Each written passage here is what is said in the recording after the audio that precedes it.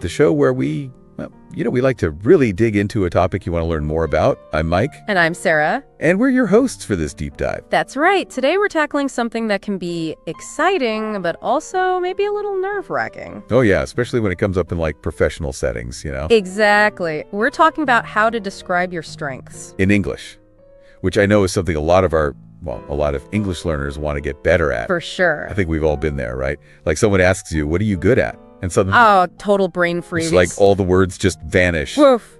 It can almost feel like you're bragging if you have to say like what you're good at. I know what you mean. It feels awkward. It's totally understandable to feel that way, but it's so important to remember that this isn't about, boasting or anything, recognizing your strength and being able to actually say them out loud. Put them into words. Yes, that's a super valuable skill. And it goes way beyond just job interviews, which is what a lot of people think of. Oh, for sure. It's bigger than that. It is. It's about understanding your own value, setting goals, even just building your everyday confidence, like in all kinds of situations. It's like owning what you bring to the table, right? Absolutely. But one thing I was thinking about as we were prepping for this was I came across this example where someone just put communication skills as their strength. Okay. And it just seemed so... generic. Yes. Thank you. Like, doesn't that describe almost everyone to some degree? It does. Communication skills is like the most basic label. It's a starting point, but it doesn't really tell us anything about you. Right. Like what makes your communication skills stand out? Exactly. So this is where we have to go deeper. Ooh, I like that. We got to go past those general terms and give some real evidence. Like proof. So don't tell. Right. Exactly. Proof of what makes that strength special to you. Okay. So how do we do that? Because just saying I'm a good communicator, it doesn't really convince anyone, It doesn't. You need something more. Something more concrete. Definitely. One thing I read about was this thing called the STAR method. Oh, the STAR method, yes. Is that something you've used before? I have, and I've seen it work really well. It's a great way to describe your strengths and make them, memorable, and also, people really get it. Oh, interesting. It stands for situation, task, action, result. Okay, break that down for me. So basically, instead of just saying, I'm good at this, you tell a little story. I like stories. Me too. So you describe a specific situation where you use that strength. Like a real example. Yes. Then what was the task you had to do in that situation? What action did you take? And finally, what was the result?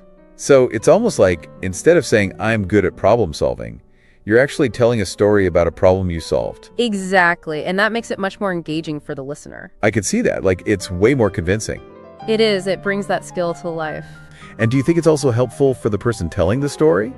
Like to actually remember those times they used their strengths? Definitely. They can be a good reminder of what you're capable of. I love that. Okay, so tell me, could you give us like a concrete example of the STAR method in action? Sure. Let's say you're in a job interview and the interviewer asks about your, problem-solving skills. Classic interview question. Right. So instead of just saying, oh, I'm a great problem solver, you could say something like, in my previous role, we had a big project due, a really tight deadline. Sounds stressful. It was. And our main supplier, they totally bailed on us last minute. No. What did you do? So it was my job to find a new supplier, like ASAP. High pressure? Big time. So I quickly researched local vendors, negotiated a new contract, and we actually managed to meet the deadline without having to compromise on quality. Wow. That's a good story. It is, and it shows your problem-solving skills in action. It does. Way better than just saying, I'm good at problem solving. Right. So stories are key. They are. Now, another important thing to remember is, whenever you can, try to quantify your impact. Quantify. What do you mean? Use numbers, data, hard facts. Oh, I get it. Like evidence. Exactly. It makes your statements way more concrete and impactful.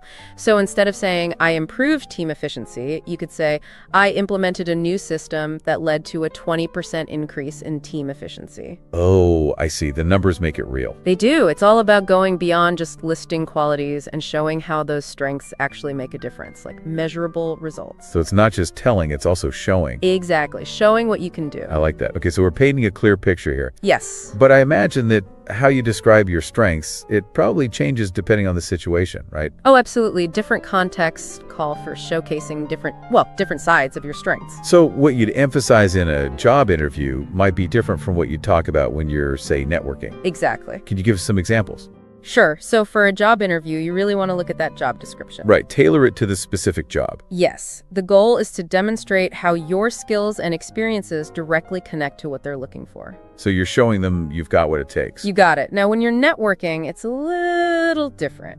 Okay. How so? Networking is more about standing out, being memorable. What makes you unique? What strengths would leave a lasting impression? So it's less about fitting a specific mold and more about showing your personality. Yes, it's about making connections and showing people what you're all about. That makes sense. Like if someone's applying to be a teacher, they might want to highlight their adaptability, right? Perfect example, because teachers, they're constantly dealing with new situations, different students. You have to be able to adapt. It's true. Okay, so we've talked a lot about showcasing strengths. I have. But I think it's time we talk about the, well, maybe not so strong areas. The things we could be better at. Yes. How do we talk about those weaknesses without, making ourselves look bad? Ah, the dreaded weaknesses question. I know that one can be tough. It is. I think everyone gets a little nervous when they hear it. It's understandable, but it doesn't have to be scary. The key is to reframe it. Think of it as a chance to show that you're self-aware and that you want to grow. So it's not about just listing all your flaws. No, it's about showing that you know where you can improve and that you're actually taking steps to work on those areas. I like that. It's a positive spin. Exactly. It's about being honest, but also strategic. Strategic. Okay, tell me more. So when you're picking a weakness to talk about, choose something that's not like the core skill needed for the job, Okay, but something that you are actively trying to improve. I get it. So like if someone tends to procrastinate. That's a good example. Or maybe they get nervous about public speaking. Those are common ones. They are. So how do you actually talk about a weakness like that? The most important part is to pair that weakness with a plan. Show the interviewer that you're not just aware of it, but you're actually doing something about it. Concrete steps. Yes.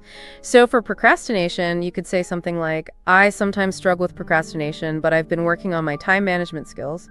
I've started setting clear deadlines for myself, breaking down big tasks into smaller ones, and I use to-do lists and scheduling apps to stay organized. Wow, that sounds a lot better than just saying, yeah, I put things off till the last minute. Right, it shows initiative and that you're not trying to hide your flaws, but you're actually working to improve. And the employers like that, right? They do. It shows a growth mindset. Growth mindset, what does that mean exactly? A growth mindset is, well, it's the belief that your abilities, your intelligence, they can get better through hard work and dedication. So it's not about being fixed in one place. It's about constantly learning and evolving. Yes, it's about seeing challenges as opportunities and setbacks as, well, just stepping stones on the path to improvement. That's a great way to look at it. It is. It's a much more positive and empowering approach. This actually reminds me of something I'm trying to work on personally. Oh. I can be pretty self-critical, especially when it comes to my work. I hear that. Like I'm always striving for perfection, which sometimes means I spend way too long on a task or get discouraged if it's not exactly how I pictured it. That's something a lot of us struggle with. But it's great that you're aware of it. What are you doing to manage that tendency? Well, I've been trying to focus on celebrating the small wins, Oh, I love that. acknowledging my accomplishments, even if they're not perfect, and setting more realistic deadlines for myself, being a little kinder to myself, basically. That's fantastic, Mike. It's so important to be kind to ourselves, especially when we're striving to improve. It's true. And it's hard sometimes. It can be. But remember, none of us are perfect, and aiming to get better is great, but we also have to acknowledge how far we've come. It's about the journey, not just the destination, right? You got it. It's a process of continuous growth. I like that. Continuous growth. That's something we can all work towards. Absolutely. And it's a journey we can all take together. I love that. Well, we've covered a lot of ground today, Sarah. I'm actually feeling a lot more confident about this whole topic now. That's wonderful to hear, Mike. Remember, it's not about memorizing perfect answers. It's about being prepared, being yourself, and presenting the best version of you. One of the things that really stuck with me was this emphasis on practice. Oh, absolutely. It's not enough to just know your strengths and weaknesses. We have to actually get comfortable talking about them. You have to practice. Like any skill, the more you do it, the better you get. So what are some ways people can practice this? Should we all be standing in front of the mirror, having conversations with ourselves? That's one way. But there are others. You can write out your answers, practice with a friend or family member, even record yourself talking, and then listen back. The key is to find something that works for you, something that helps you feel more confident.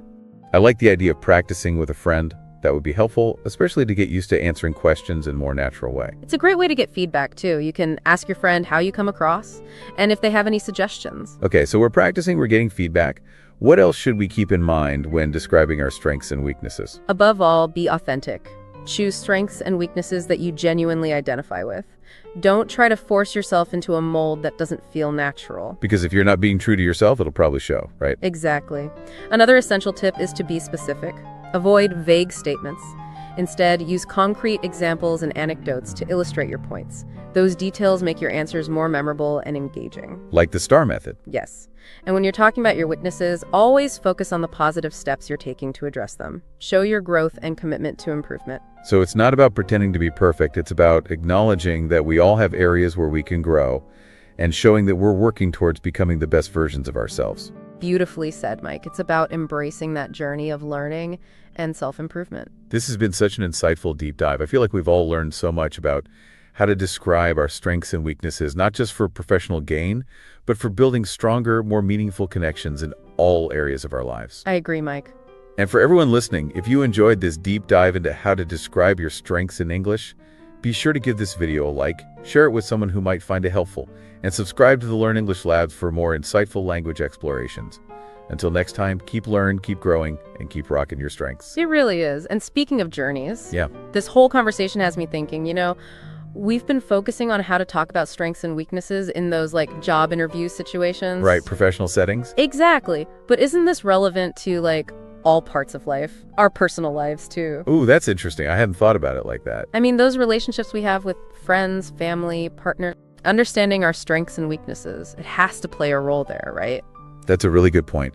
I think we often compartmentalize these skills, they only matter for work. It's easy to do that. But those strong relationships, they're built on a lot of the same stuff, right?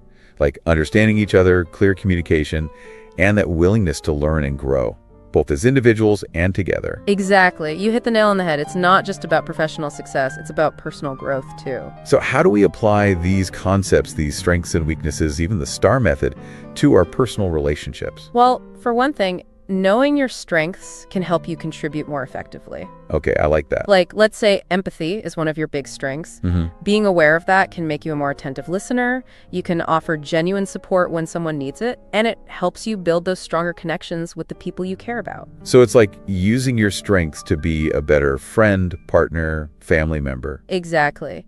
Now, the weaknesses part, that can feel trickier. Oh yeah, way more vulnerable to talk about those in personal relationships, I think. It can be, for sure. But it can also be so powerful. How so? Think of it this way. When you share your weaknesses with someone, you're showing them a huge amount of trust. That's true. You're letting them see a side of you that maybe you don't show everyone. Exactly. A deeper, more authentic side of yourself. It's like saying, hey, I'm not perfect, but I'm working on it, and I trust you enough to see this part of me. I like that. And when both people in a relationship are willing to do that, to be vulnerable and share those areas where they want to grow, it builds such a strong foundation, a foundation of understanding, support, and the potential to improve together. Wow. So instead of seeing weaknesses as something to hide, we can actually use them to strengthen our relationships. You got it. When we address them honestly with that desire to grow, they can actually bring us closer together. That's a really cool perspective. I like that a lot. So we're not just talking about acing a job interview here. Nope. We're talking about building better, more honest, more fulfilling relationships with the people we care about. Absolutely. And remember that STAR method we talked about earlier? That can apply to personal situations too. Oh, interesting. How so? Let's say, you have a tendency to get defensive during arguments. Ooh, yeah, I think a lot of people can relate to that. It's a common one. And maybe it's something you're working on. So you could use the STAR method to talk to your partner about a specific time when you got defensive. Describe the situation, how you reacted, and the negative impact it had. Okay. And then you can share the steps you're taking to communicate more effectively, to manage your emotions better. So you're turning a potential conflict into an opportunity for growth and better communication. Exactly. It's not about placing blame. It's about understanding and working together. This has been so insightful, Sarah. Honestly, I'm feeling a lot more confident about this whole topic now. Not just for job interviews, but for life in general. That's fantastic, Mike. Remember, it's not about having the perfect answers.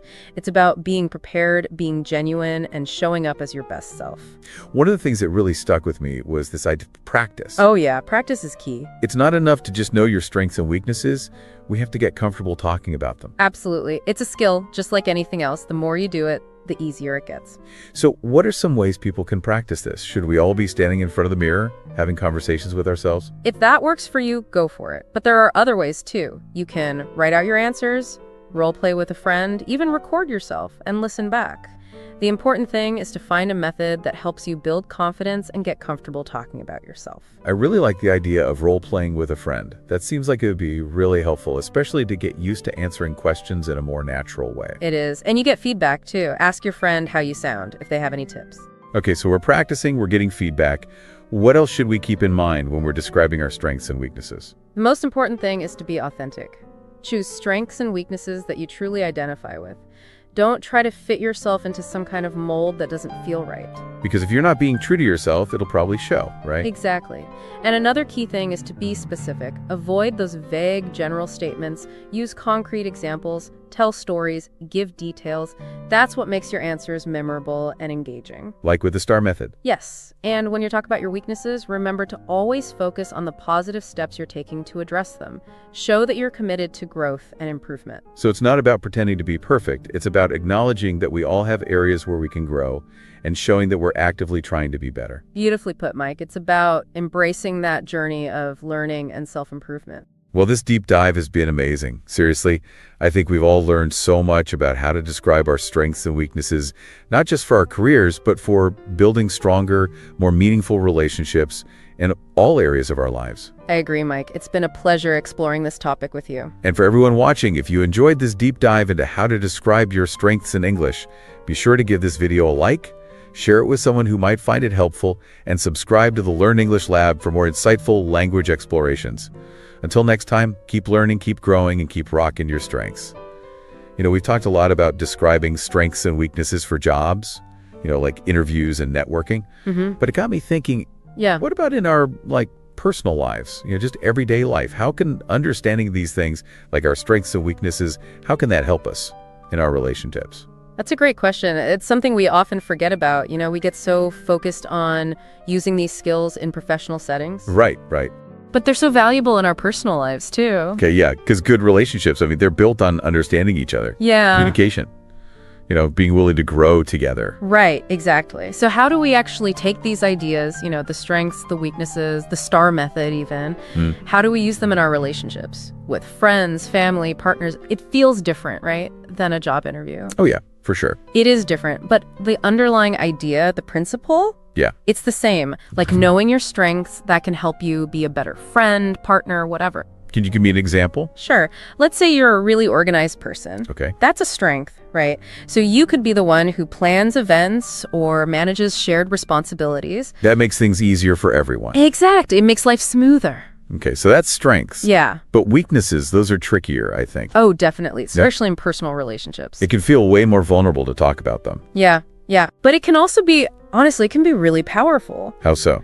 When you're willing to share a weakness with someone, you're saying, hey, I trust you. Oh, that's interesting. You're letting them see a part of you that maybe you don't show everyone, A more private side. Yeah, a deeper side of yourself. Makes sense. And when both people are willing to do that, to be open about those things they want to work on, it creates such a strong foundation for the relationship. Wow. So instead of thinking of weakness as something to hide, you can actually use them to build stronger relationships. Absolutely. It brings you closer together. Okay, so we're not just talking about acing a job interview. No. We're talking about building better relationships with everyone in our lives. Exactly. And even the STAR method, remember that, that can be helpful in personal situations too. Oh, really? I'm curious how. Let's say you have a tendency to interrupt people. Ooh, yeah, I know a few people like that. It happens, so maybe that's something you're working on. You could use the STAR method to talk to a friend about it. Like a specific time it interrupted them. Yeah. Explain what happened, how you reacted, why it wasn't good, and then talk about what you're doing to be a better listener. So you're turning something that could be an argument into a positive. Exactly. It's not about blaming each other. It's about understanding. I like that. This has been so insightful, honestly. I'm glad. I feel a lot more confident about all this now. Awesome. Remember, it's not about having the perfect answer. It's about being prepared and being yourself. Being genuine, right. Exactly. One thing that I'll definitely take away from this is the importance of practice. So important. It's one thing to know your strengths and weaknesses, but you have to be able to talk about them comfortably. Yes. It takes practice, just like anything else. So how can people practice this? Should we be talking to the mirror? If that works for you, go for it. But you could also write down your answers or practice with a friend. Oh, like role-playing? Yeah. You can even record yourself and listen back. Oh, that's a good idea. The key is to find what helps you feel confident. Okay, so practice is key. What else should we keep in mind when we're talking about our strengths and weaknesses? The most important thing. Be authentic. Choose things that you genuinely connect with. Don't try to be someone you're not. Because that never works. It really doesn't. And another tip, be specific. Don't be vague. Give details. Yes, tell stories, give examples. That's what makes it interesting. Like with the STAR method. Exactly. And when you're talking about weaknesses, always focus on what you're doing to improve. Show that you want to grow, right? You got it. So not about being perfect, it's about being honest and always trying to be better. Perfectly said. Well, this deep dive has been fantastic, I have to say. I think we've all learned so much about how to talk about our strengths and weaknesses. Not just for work, but for life. I agree, Mike. It's been a pleasure chatting with you about all this. And everyone watching, if you enjoyed this deep dive into describing your strengths in English, hit that like button, share it with a friend, and subscribe to the Learn English Lab for more. We'll see you next time.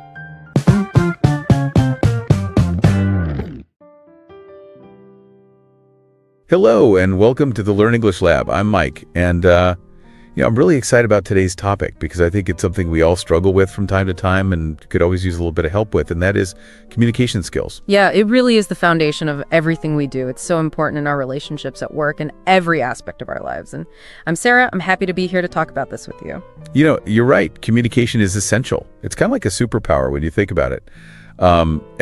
Today we're not trying to turn anyone into some kind of like communication guru overnight. But we do want to give some real practical advice on how we can all improve our communication skills, whether it's for everyday conversations, emails, presentations, anything really. Yeah, exactly. We're talking about real-world strategies you can use right away. And, one of the things that came up again and again in the research we did was this idea of active listening. Oh yeah, active listening. I've definitely been guilty of kind of zoning out during conversations or thinking about what I want to say next instead of really listening to the other person. But it sounds like active listening is so much more than just hearing the words someone is saying. It really is. It's about being present, being engaged, and making the other person feel like they're being heard and understood. When you feel like someone is truly listening to you, it creates a sense of trust and connection. Yeah, it's like when you're talking to a close friend and you can tell they're right there with you 100%. No distractions, no judgment, just fully focused on what you're saying. Exactly, and that can have a huge impact on the entire conversation. When you're actively listening, you're more likely to understand the other person's perspective, ask good questions, and come up with solutions together. So it's not just about being polite, it's actually a really important skill for collaborating and problem solving. Absolutely, and it's even more crucial these days with so much communication happening online. When you're not face-to-face, it can be harder to pick up on those subtle nonverbal cues, so you really have to make an extra effort to listen actively and make sure you're understanding each other. That makes a lot of sense. So active listening, that's like level 1 of communication mastery. What else can we do to improve our skills? Well, this is where things get really interesting because a lot of times we focus so much on the words we're saying, but what about all the other messages we're sending without even realizing it? You're talking about body language, right? I've definitely had those moments where I've completely misread someone's body language and it's made things super awkward. Oh, it happens to the best of us, but the reality is that our nonverbal communication can say just as much as our words. Think about it. You can tell if someone is bored or interested or even upset just by looking at their posture, their eye contact, their facial expressions. Yeah, it's like when someone says, "I'm fine," but their tone of voice and their crossed arms are telling a completely different story. Exactly. Our body language can either support our words or contradict them completely. And the interesting thing is that we can actually use this to our advantage. So are you saying there are like secret body language tricks we can use to get people to do what we want, like some kind of Jedi mind control? Ha ha, not quite. But we can definitely be more aware of the nonverbal signals we're sending. For example, making eye contact is a great way to show you're engaged. And subtly mirroring someone's posture can help build rapport. Mirroring, so like if someone leans forward, I should lean forward too. Like we're doing some kind of synchronized dance. Well, think of it more as a subtle reflection, not an exact imitation. The key is to do it naturally and authentically. Got it. No robot moves allowed. But I do like the idea of being more aware of my own body language. Am I slouching? Am I fidgeting? Are my arms crossed like I'm putting up a wall? It's all about awareness. If you start paying attention to those nonverbal cues in yourself and in others, you'll be surprised by how much you learned. This is blowing my mind. I feel like I'm just scratching the surface of communication mastery here. Oh, we've only just begun. Let's shift gear for a minute and talk about another really important piece of communication writing skills. We do so much writing these days: emails, texts, social media posts, reports. It's endless. It could be overwhelming, but all the experts we looked at agree that good writing is basically good thinking.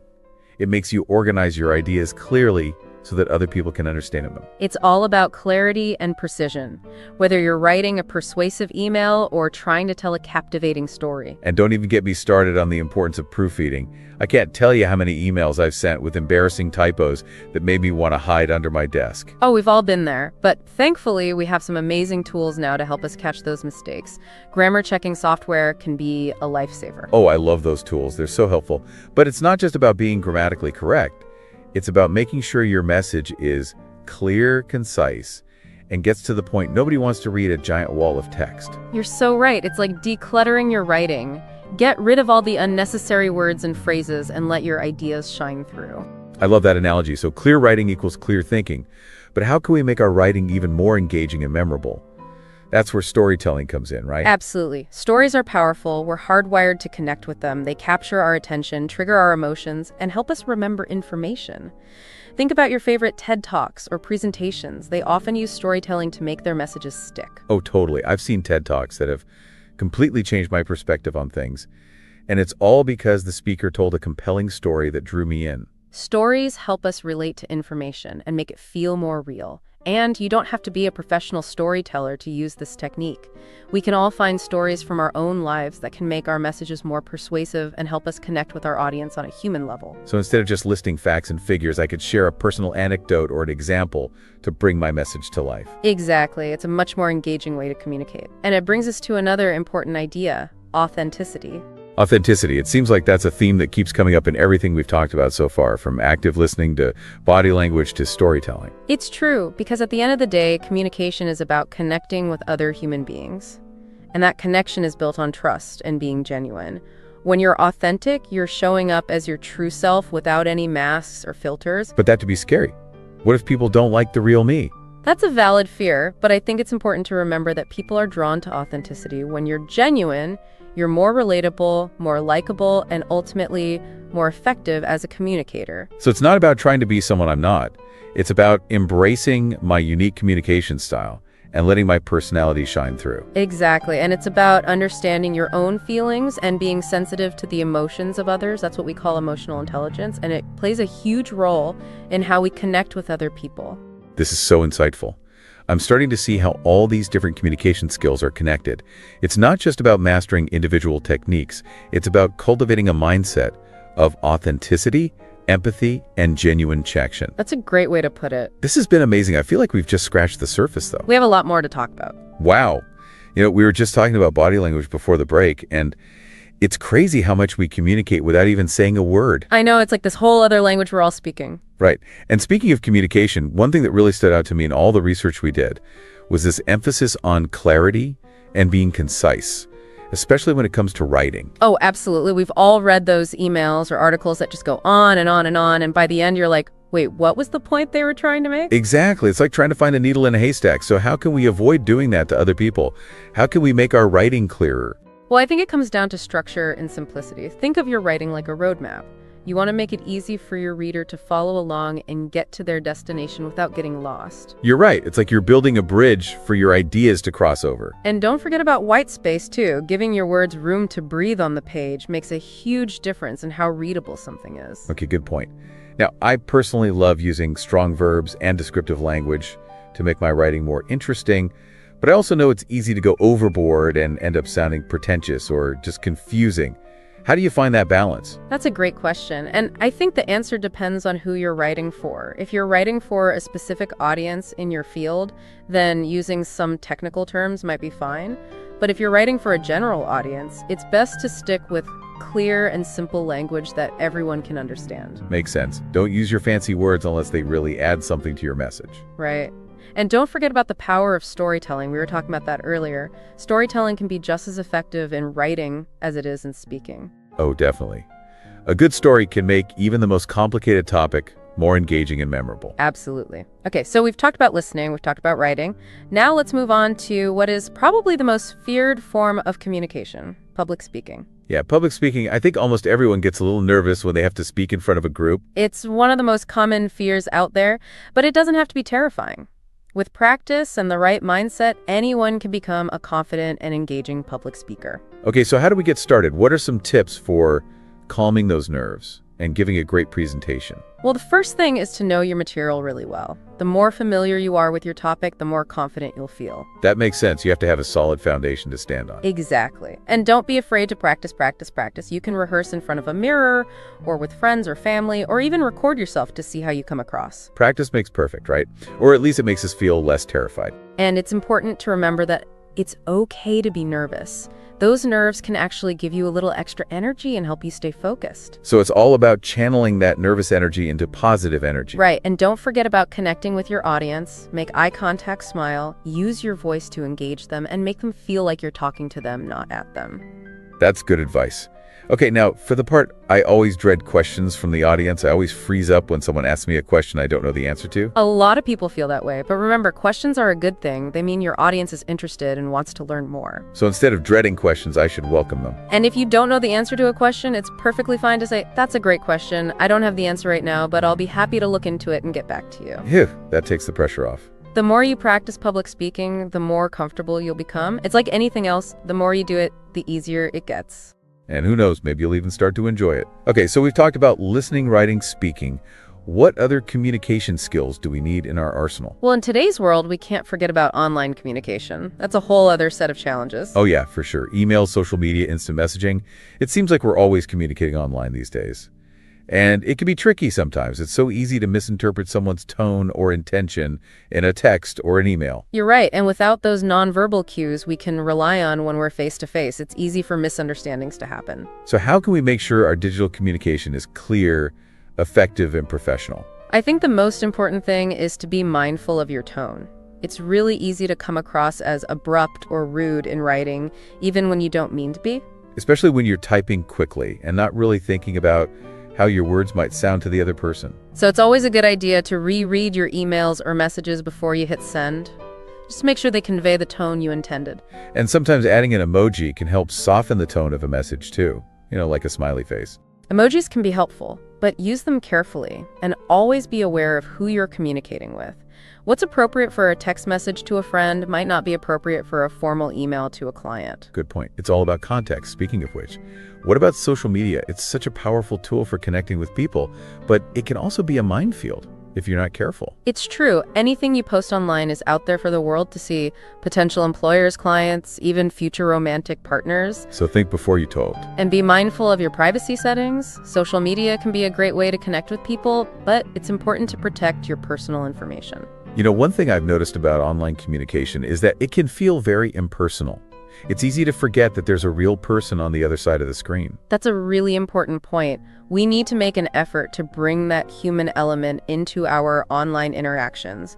Use people's names, show genuine interest in what they have to say, and don't be afraid to pick up the phone or have a video call if you need to have a more personal conversation. Sometimes a real conversation is just better.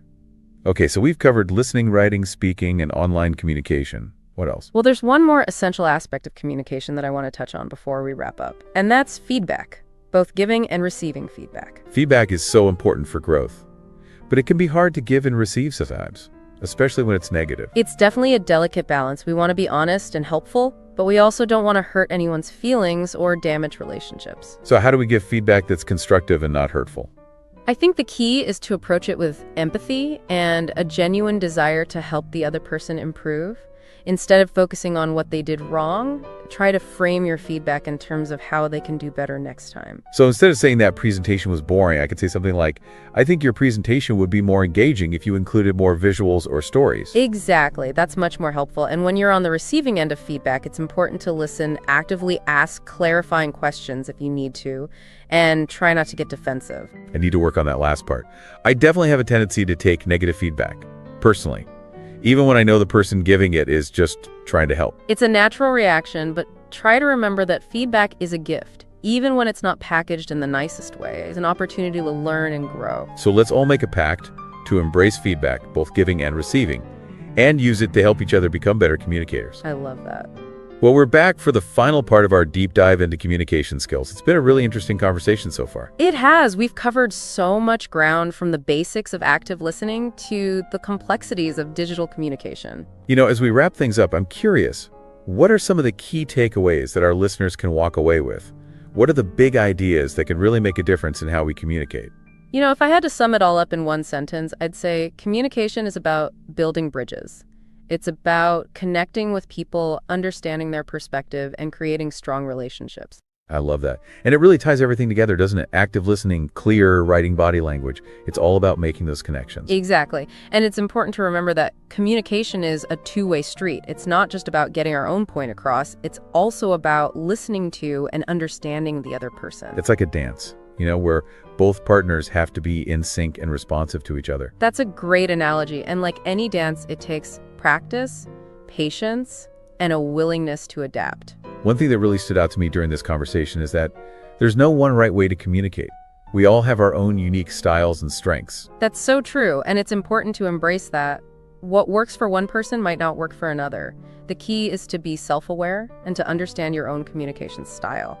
So like if I'm more of an introvert and I prefer to communicate inviting, that's okay. I don't have to force myself to be a big extroverted public speaker. Exactly. You can still be a very effective communicator, even if you're not the most outgoing person in the room. In fact, sometimes the people who listen the most are the best communicators. That's encouraging to hear. So there's power in every communication style. And remember, communication is a skill that you can develop and improve over time. It's a lifelong journey. And it's okay to make mistakes along the way, right? Absolutely. Everyone makes mistakes. What matters is that we learn from them and keep trying to get better. So as we wrap up our deep dive, what's one final piece of advice you would give to our listeners who want to improve their communication skills? Be present, be mindful, and be authentic. Those three things will take you a long way. That's great advice. I think we can all benefit from that. So to all of our listeners out there, thank you so much for joining us for this deep dive into the world of communication skills. We hope you found it helpful. And don't forget to like, share, and subscribe to the Learn English Lab for more deep dives into topics that matter. Until next time, keep practicing those communication skills and go out there and connect with the world.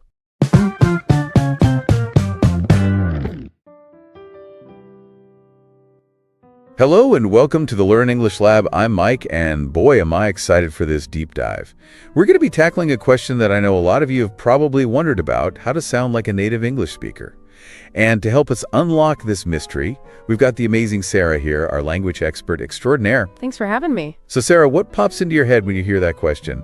How to sound like a native speaker? Well, it's a fantastic question, and it really makes you think about what it actually means to really master a language. And honestly, one of the best strategies might surprise you. It all begins with mimicry. Mimicry. You mean like pretending to be somebody else? Yeah, exactly. Think of it kind of like an actor getting ready for a role. They watch, they listen, they imitate.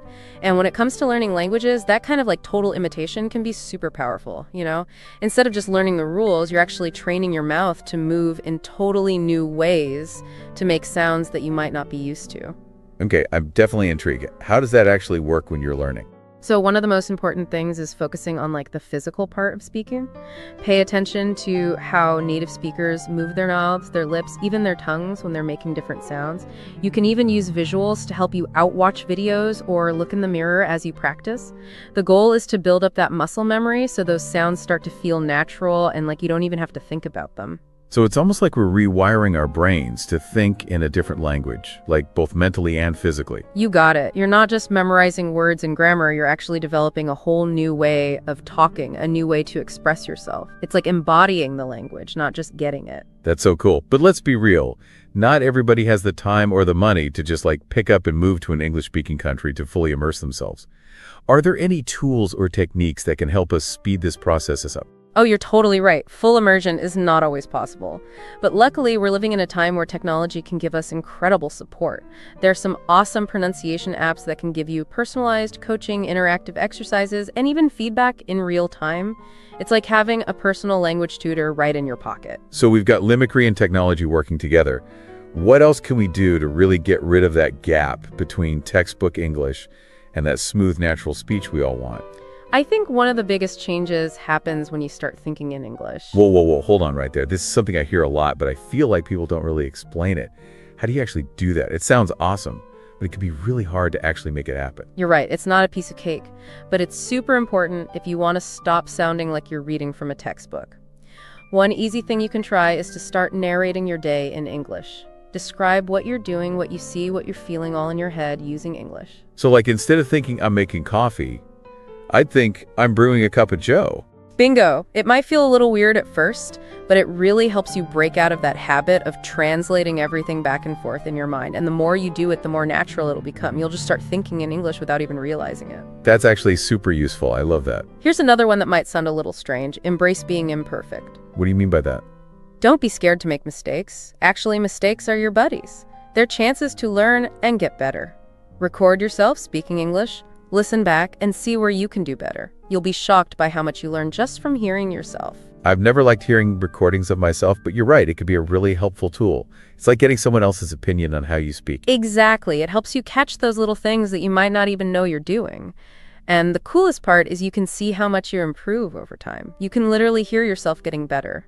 All right, so we're mimicking, we're using technology, we're thinking in English, and we're okay with making a mistake. This is awesome. What else makes someone sound like they're a learner versus a native speaker? A lot of times it's the small things that make a big difference. One of those things is connected speech. Connected speech, what's that? It's basically how sounds blend together when people are just talking naturally. Native speakers often kind of mush words together, almost like they're making one long word. Gotcha. Can you give us an example? Sure, like the phrase, I'd decide. A native speaker might say, I'd decide, just connecting the sounds.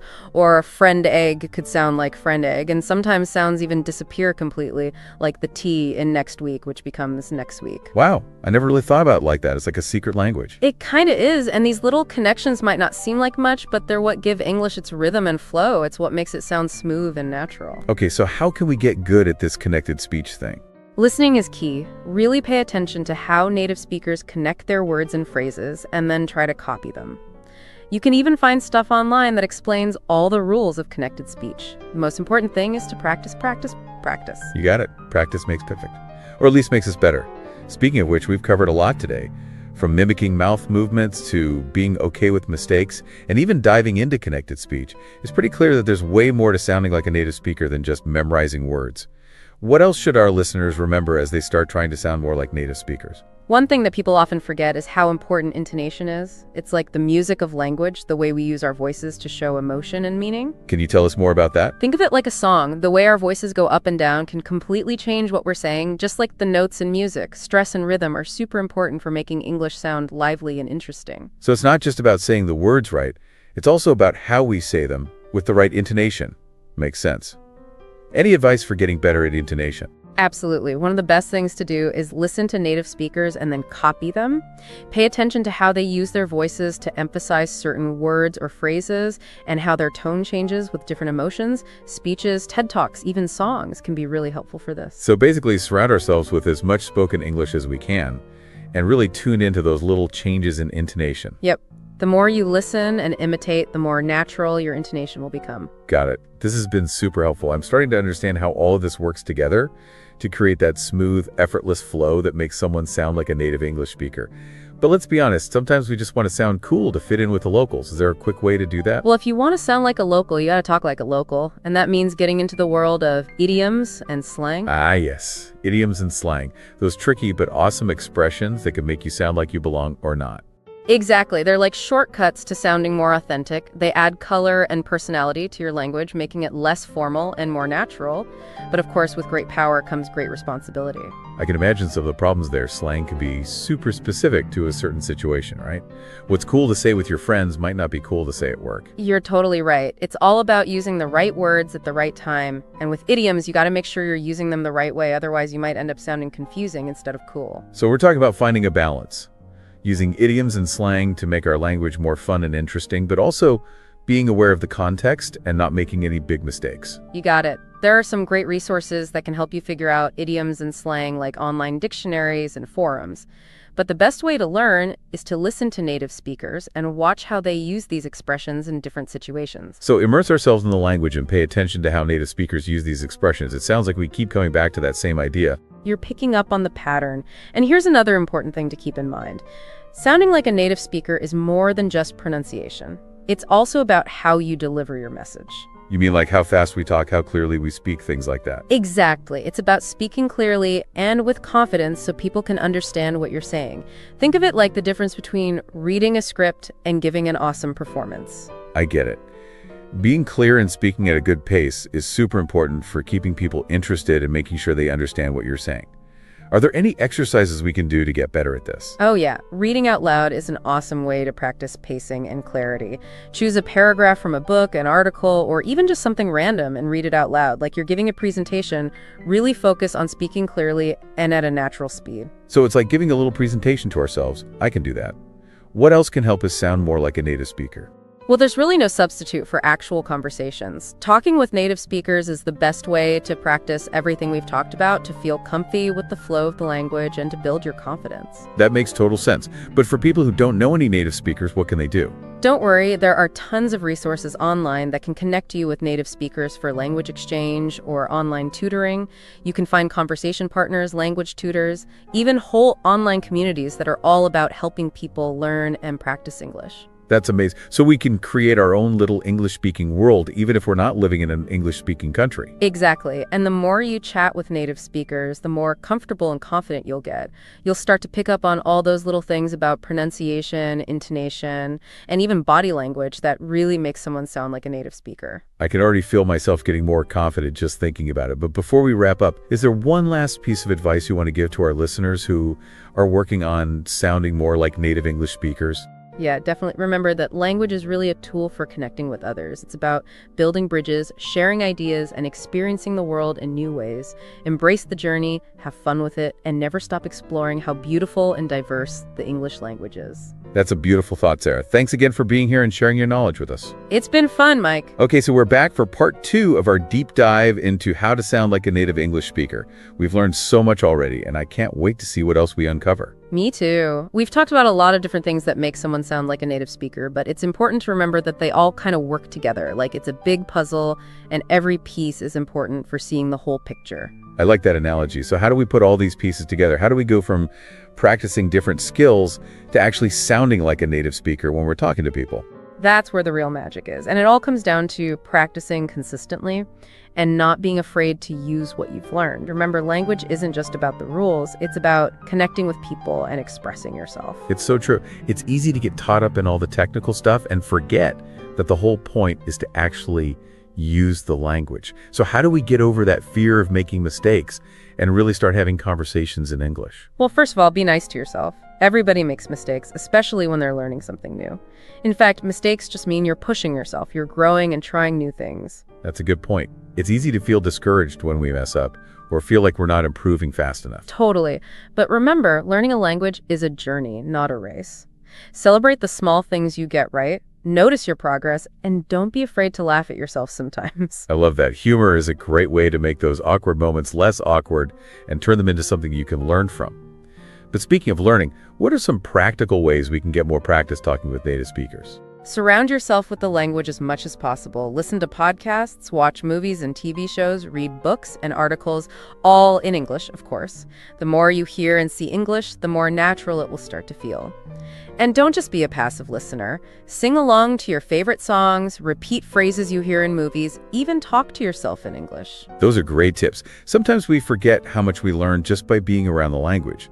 But what about actually having conversations? How do we get comfortable speaking in English, especially if we don't know any native speakers? There are so many awesome resources online that can help you connect with native speakers for language exchange or online tutoring.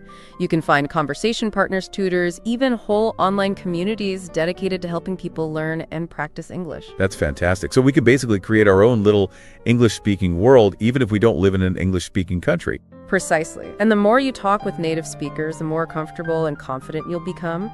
You'll start to notice all those little things about pronunciation, intonation, and even body language that truly make someone sound like a native speaker. I can already feel my confidence growing just thinking about it. But before we finish up, is there one last piece of advice you would give to our listeners who are working on sounding more like native English speakers? Yes, absolutely. Remember that language is all about connecting with other people.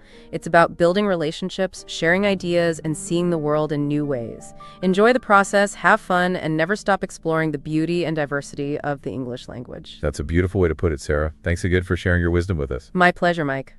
All right, so here we are at the final part of our deep dive into sounding like a native English speaker.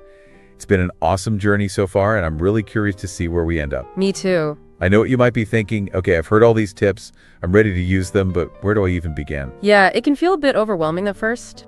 It really can. But remember what we talked about. Start small, pick like 1 or 2 things that really clicked with you and just concentrate on those. Right. You don't need to do everything all at once. It's all about finding what works best for you and making your own way of learning. Exactly. Maybe you really like the idea of mimicking how people move their mouths, so spend some time watching videos and paying close attention to how native speakers make those sounds. Or maybe you're really into tech, so try out some of those pronunciation apps and see if they help you improve your accent. Yeah, the important thing is to make it fun. If you're enjoying what you're doing, you're way more likely to stick with it. Definitely. And don't be afraid to be creative. Put on your favorite English song and try to sing along, really listening to the rhythm and how the singer's voice goes up and down. Oh, that's a good one. Or grab a book and read out loud, focusing on speaking clearly and at a good speed. The more you surround yourself with English, the easier it will be to make it feel natural. And as you start to feel more confident, go ahead and reach out to those online communities and talk to native speakers. Those communities can be so helpful and encouraging. Everyone's learning just like you, and they want to help each other out. Exactly. Speaking of learning, I think it's important to remember that this isn't something you just finish one day. It's a journey that keeps going. It really is. There's always something new, to learn a new accent, to try out a new way to say what you want to say. That's what makes it so exciting. And you never know, you might even inspire someone else to start learning English too. You're absolutely right. So to wrap up this amazing deep dive, let's go over some of the most important things we've learned. Okay. Mimicry technology, thinking in English, being okay with making mistakes, connected speech, intonation, idioms, slang, real-life conversations. We've covered so much. We really have. And it all comes down to this: be curious, be adventurous, and never stop exploring the English language. I love that. You've got this. Every step you take brings you closer to speaking English fluently and naturally. Well said.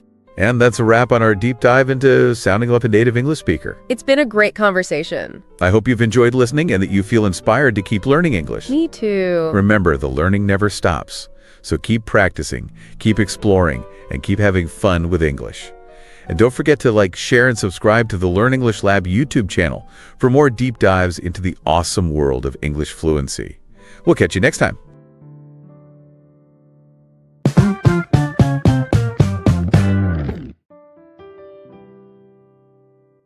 Welcome back to the Learn English Lab. I'm Mike, and today we're diving into how to speak English, fluently and confidently. I'm Sarah. It's great to have you here, Sarah. You're a real pro when it comes to learning languages. Thanks. I'm excited to be here. So for everyone listening, you've decided to boost your English skills. That's awesome. And we're not just talking about textbook stuff, We're talking about speaking smoothly and naturally, like a pro. Yeah, exactly. I think one of the biggest things holding people back is, well, the fear of making mistakes. It can be scary to speak up when you're not totally sure you're getting it right. Right. But here's the thing. Even native English speakers, we mess up sometimes. We trip over words, mix up tenses. It happens. What matters most is getting your ideas across. Totally. And you know what? Research actually shows we learn better when we're not afraid to slip up. Think about how kids learn language. They just dive in, trying out sounds and phrases. It's that fearlessness we want to recapture. That's such a good point. It's about shifting our focus from being perfect to just communicating, right? Yeah, focusing on connection. Okay, so speaking of shifting gears, have you ever heard of this idea of thinking in English? Absolutely. It's a total game changer for fluency. Instead of translating in your head, you start forming thoughts directly in English. It's like rewiring your brain for smoother, more spontaneous communication. It sounds almost magical, but how do we actually do that? Like, how do we put it into practice? Well, there are some really simple things you can try. Start by narrating your day in English, just in your mind. I'm brushing my teeth, I'm making coffee, I'm walking the dog, just creating a running commentary in English. So instead of just going through the motions, I'm actively thinking about those actions in English. Exactly. You can also try commenting on your thoughts and feelings in English. This song is beautiful. I'm feeling stressed today. Interesting. So basically, I'm becoming my own English-speaking narrator. Precisely. Another helpful thing is to describe objects you see around you. That's a red apple. This chair is comfy. I can see how all these small things could add up. They really do. You're creating this constant flow of English in your mind. Now let's talk about how we sound when we speak English. Pronunciation's important, right? But I've got to say, I love accents. They add so much character to someone's voice. Me too. Your accent is part of you. It's something to celebrate, not erase. But are there certain sounds that are really tough for English learners? Yeah, for sure. It depends on your native language. For example, Spanish speakers often find the f sound tricky, while Japanese speakers might struggle with the L and R sounds. It's fascinating how our native language influences how we hear and make sounds in another language. So it's not just about learning the sounds themselves, it's like retraining the muscles in our mouths to make them. Exactly. It's physical as much as mental. All right, so as we're retraining those muscles and starting to think in English, how do we actually build our vocabulary and, speak in full sentences? One really good strategy is learning phrases, not just single words. Instead of just memorizing beautiful, you might learn, that's a beautiful sunset, or you have a beautiful smile. So it's like learning those ready-to-go chunks of language I can use in different situations. Right. It makes your learning more efficient and helps you sound more natural. I'm already feeling more confident. So to really sound like native speakers, what about idioms? Those quirky expressions that make the language come alive. Idioms are awesome. They can be tricky at first, but they make you sound like you've really got a handle on English. Yeah, like break a leg, which of course doesn't mean to actually break your leg. It means good luck. Or piece of cake, which doesn't involve any cake, but means something is easy. Great examples. Idioms add humor and color to your English, but it's key to learn them in context and use them the right way. So where do we find these idioms? I'm guessing movies, TV shows, music are all good places to start. They are. Immersing yourself in real English content is one of the best ways to learn idioms naturally.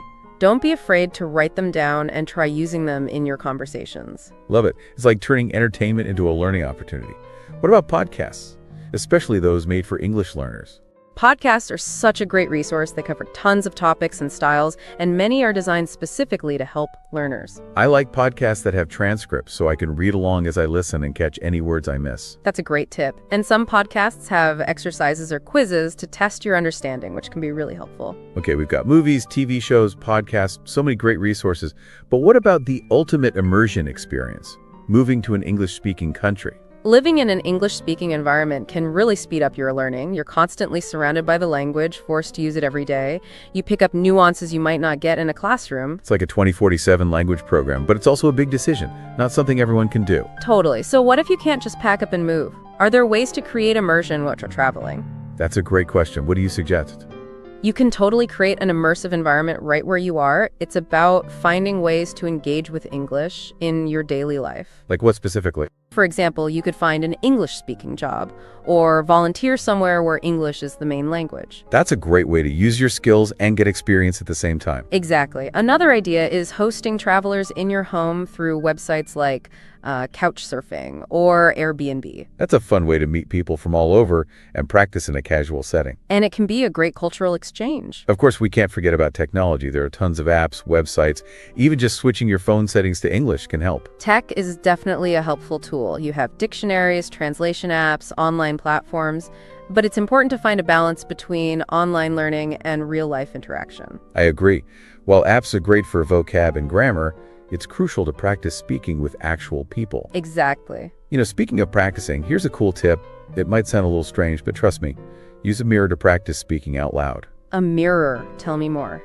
I know it might feel silly, but it's actually really effective. You can see your own facial expressions, body language, even your mouth movements, which helps you see where you need to improve. I see, like having your own personal coach. Exactly.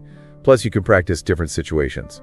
Giving a presentation, ordering food, having a conversation. That's a safe space to experiment. Right. So as we finish up this first part of our deep dive, I want to stress something super important for success in language learning: consistent effort and patience. Couldn't agree more. It's not about overnight transformations. It's about making steady progress over time. And celebrating those little victories along the way, right? Absolutely. Each new word, each conversation, each time you understand a native speaker, those are all wins. Exactly. It's all about those small wins adding up to big fluency gains. And remember, setbacks happen. It's okay to have days where you feel stuck. Just get back on track and keep going. Persistence is key. Ready for the next round of tips? Absolutely. I'm excited to share more strategies. So we've covered a lot, from thinking in English to, creating that immersive environment. Now let's get into some specific techniques to really level up those speaking skills. I like that. Having a toolbox of techniques can be so helpful. For sure. Let's start with something called shadowing. Have you ever heard of that? Oh, yeah. Shadowing is a great way to improve pronunciation, intonation, even your rhythm. Sounds kind of mysterious. What is it exactly? Basically, you're mimicking a native speaker, almost like you're their shadow. You listen to a recording and try to repeat exactly what they're saying, matching their pace and intonation. So it's like synchronized speaking. Exactly. It might feel a little awkward at first, but it's amazing for internalizing the sounds and rhythms of natural English. Makes sense. So I'm not just listening, I'm actively engaging with the language, trying to reproduce it. Yes, and that active engagement is key. It helps you develop muscle memory, for those sounds and intonation patterns. So how do I actually do it? Just pick any recording and start repeating? Well, it's best to start with something short and clear at a pace you can comfortably follow. A podcast, a news report, even a scene from a movie. Got it. Something manageable. Right. Repetition is key. Listen, pause, and then try to repeat exactly what you heard. Focus on the sounds, the intonation, even the pauses. Breaking it down and really focusing on those details. Yes, as you get more comfortable, you can try longer recordings, more complex ones. Even try shadowing different accents to hear the variety in English pronunciation. Cool idea. So shadowing is for pronunciation and fluency.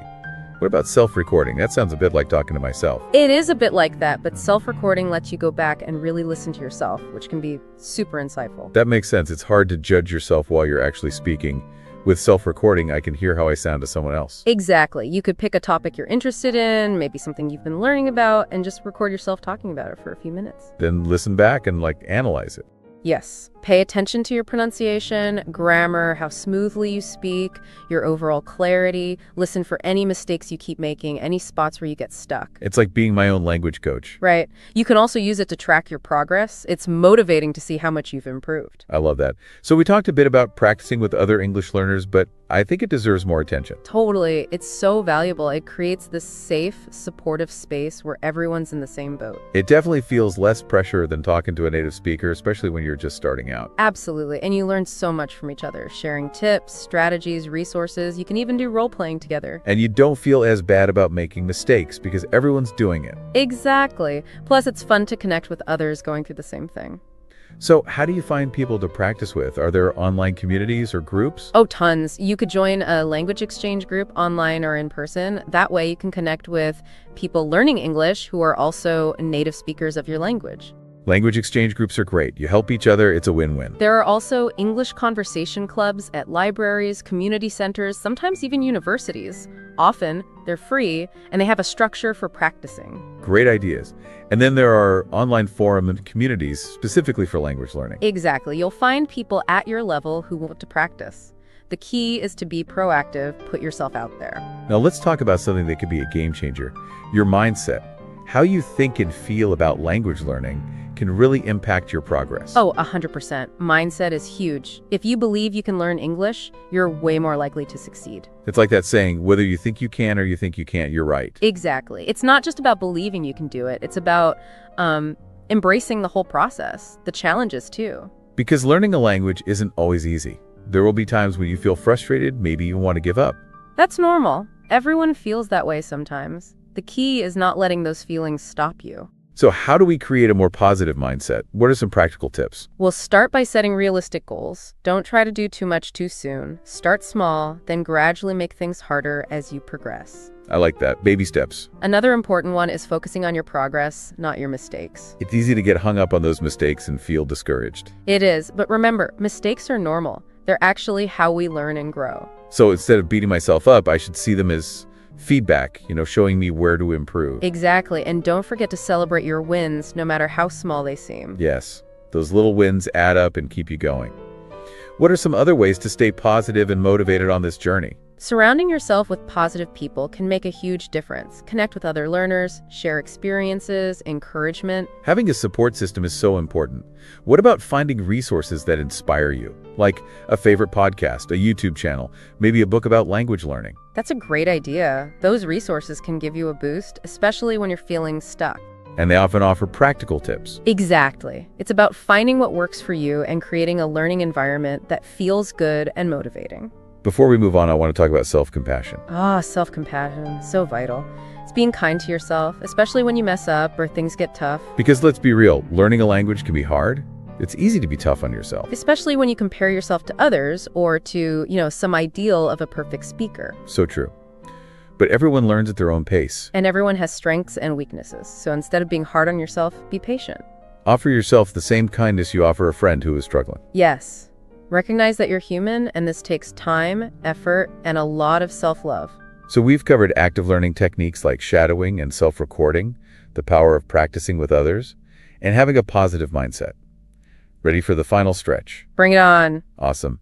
We've focused on internal strategies, but now I want to talk about external things you can do to create an environment that supports your learning.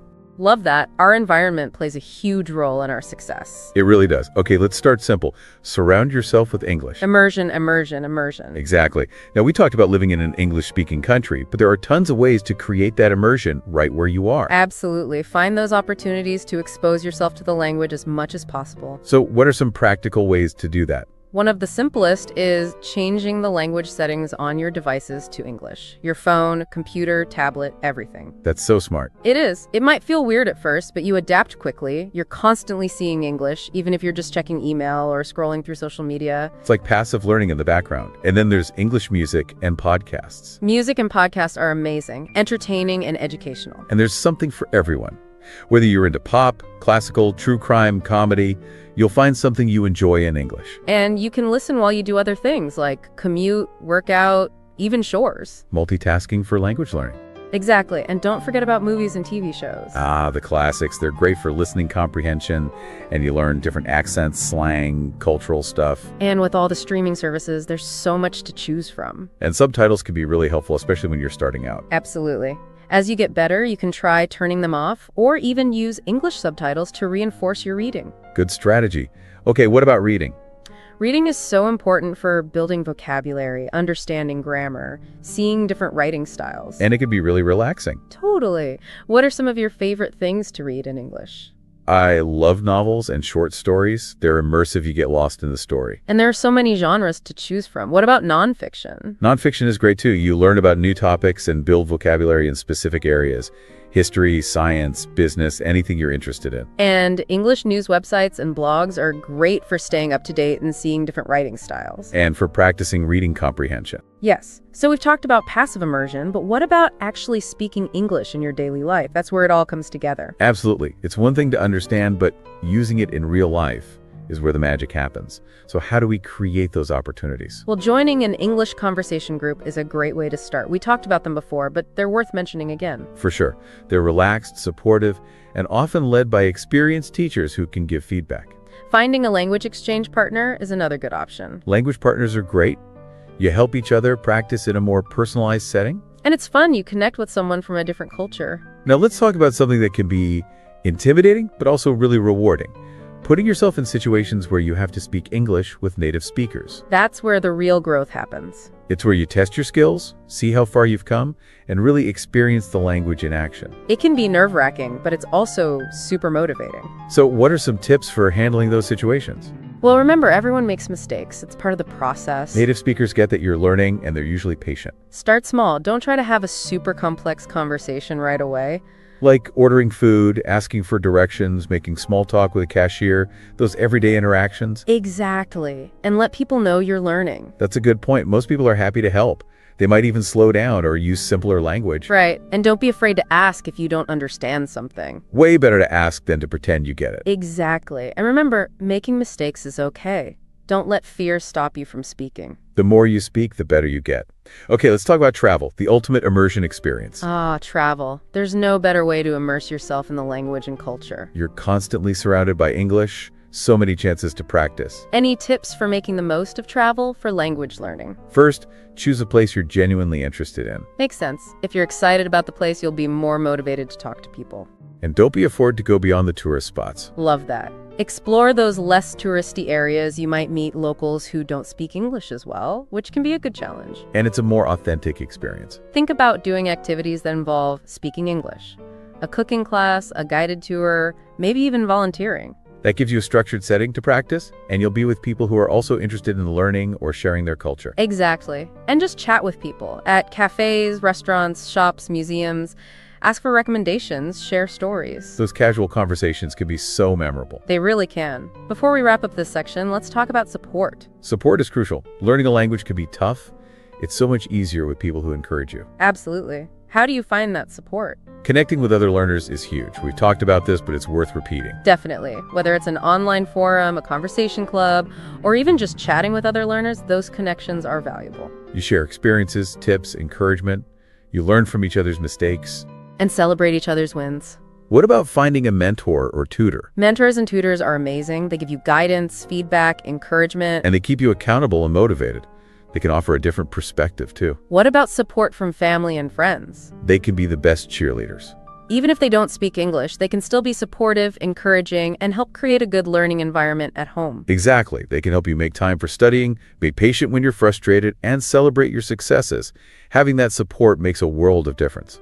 So let's talk about common mistakes English learners make and, more importantly, how to avoid them. I love that idea. Knowing those common pitfalls can help us stay on track. For sure.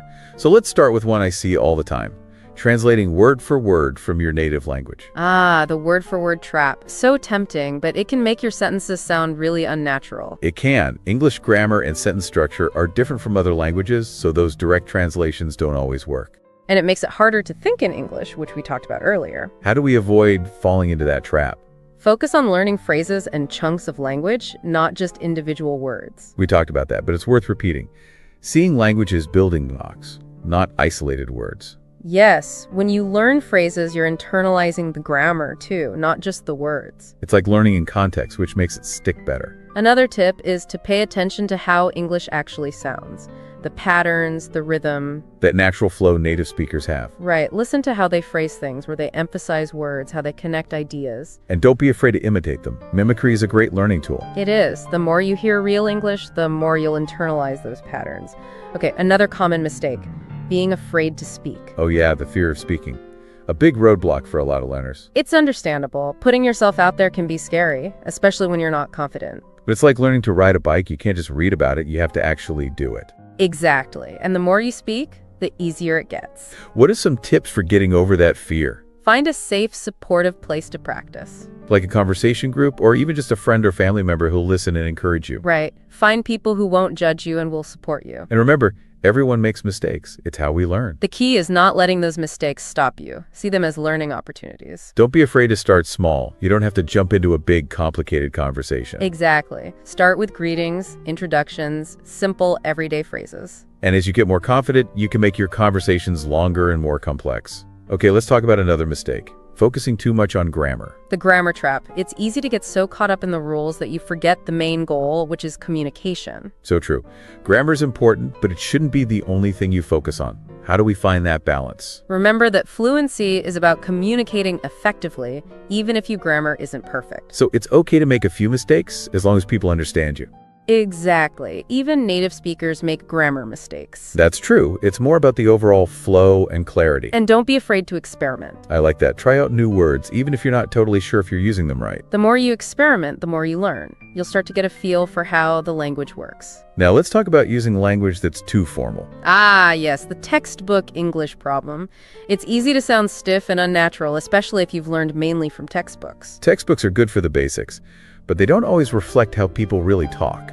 So how do we avoid sounding like a textbook? What are your thoughts? Listen to how native speakers actually speak.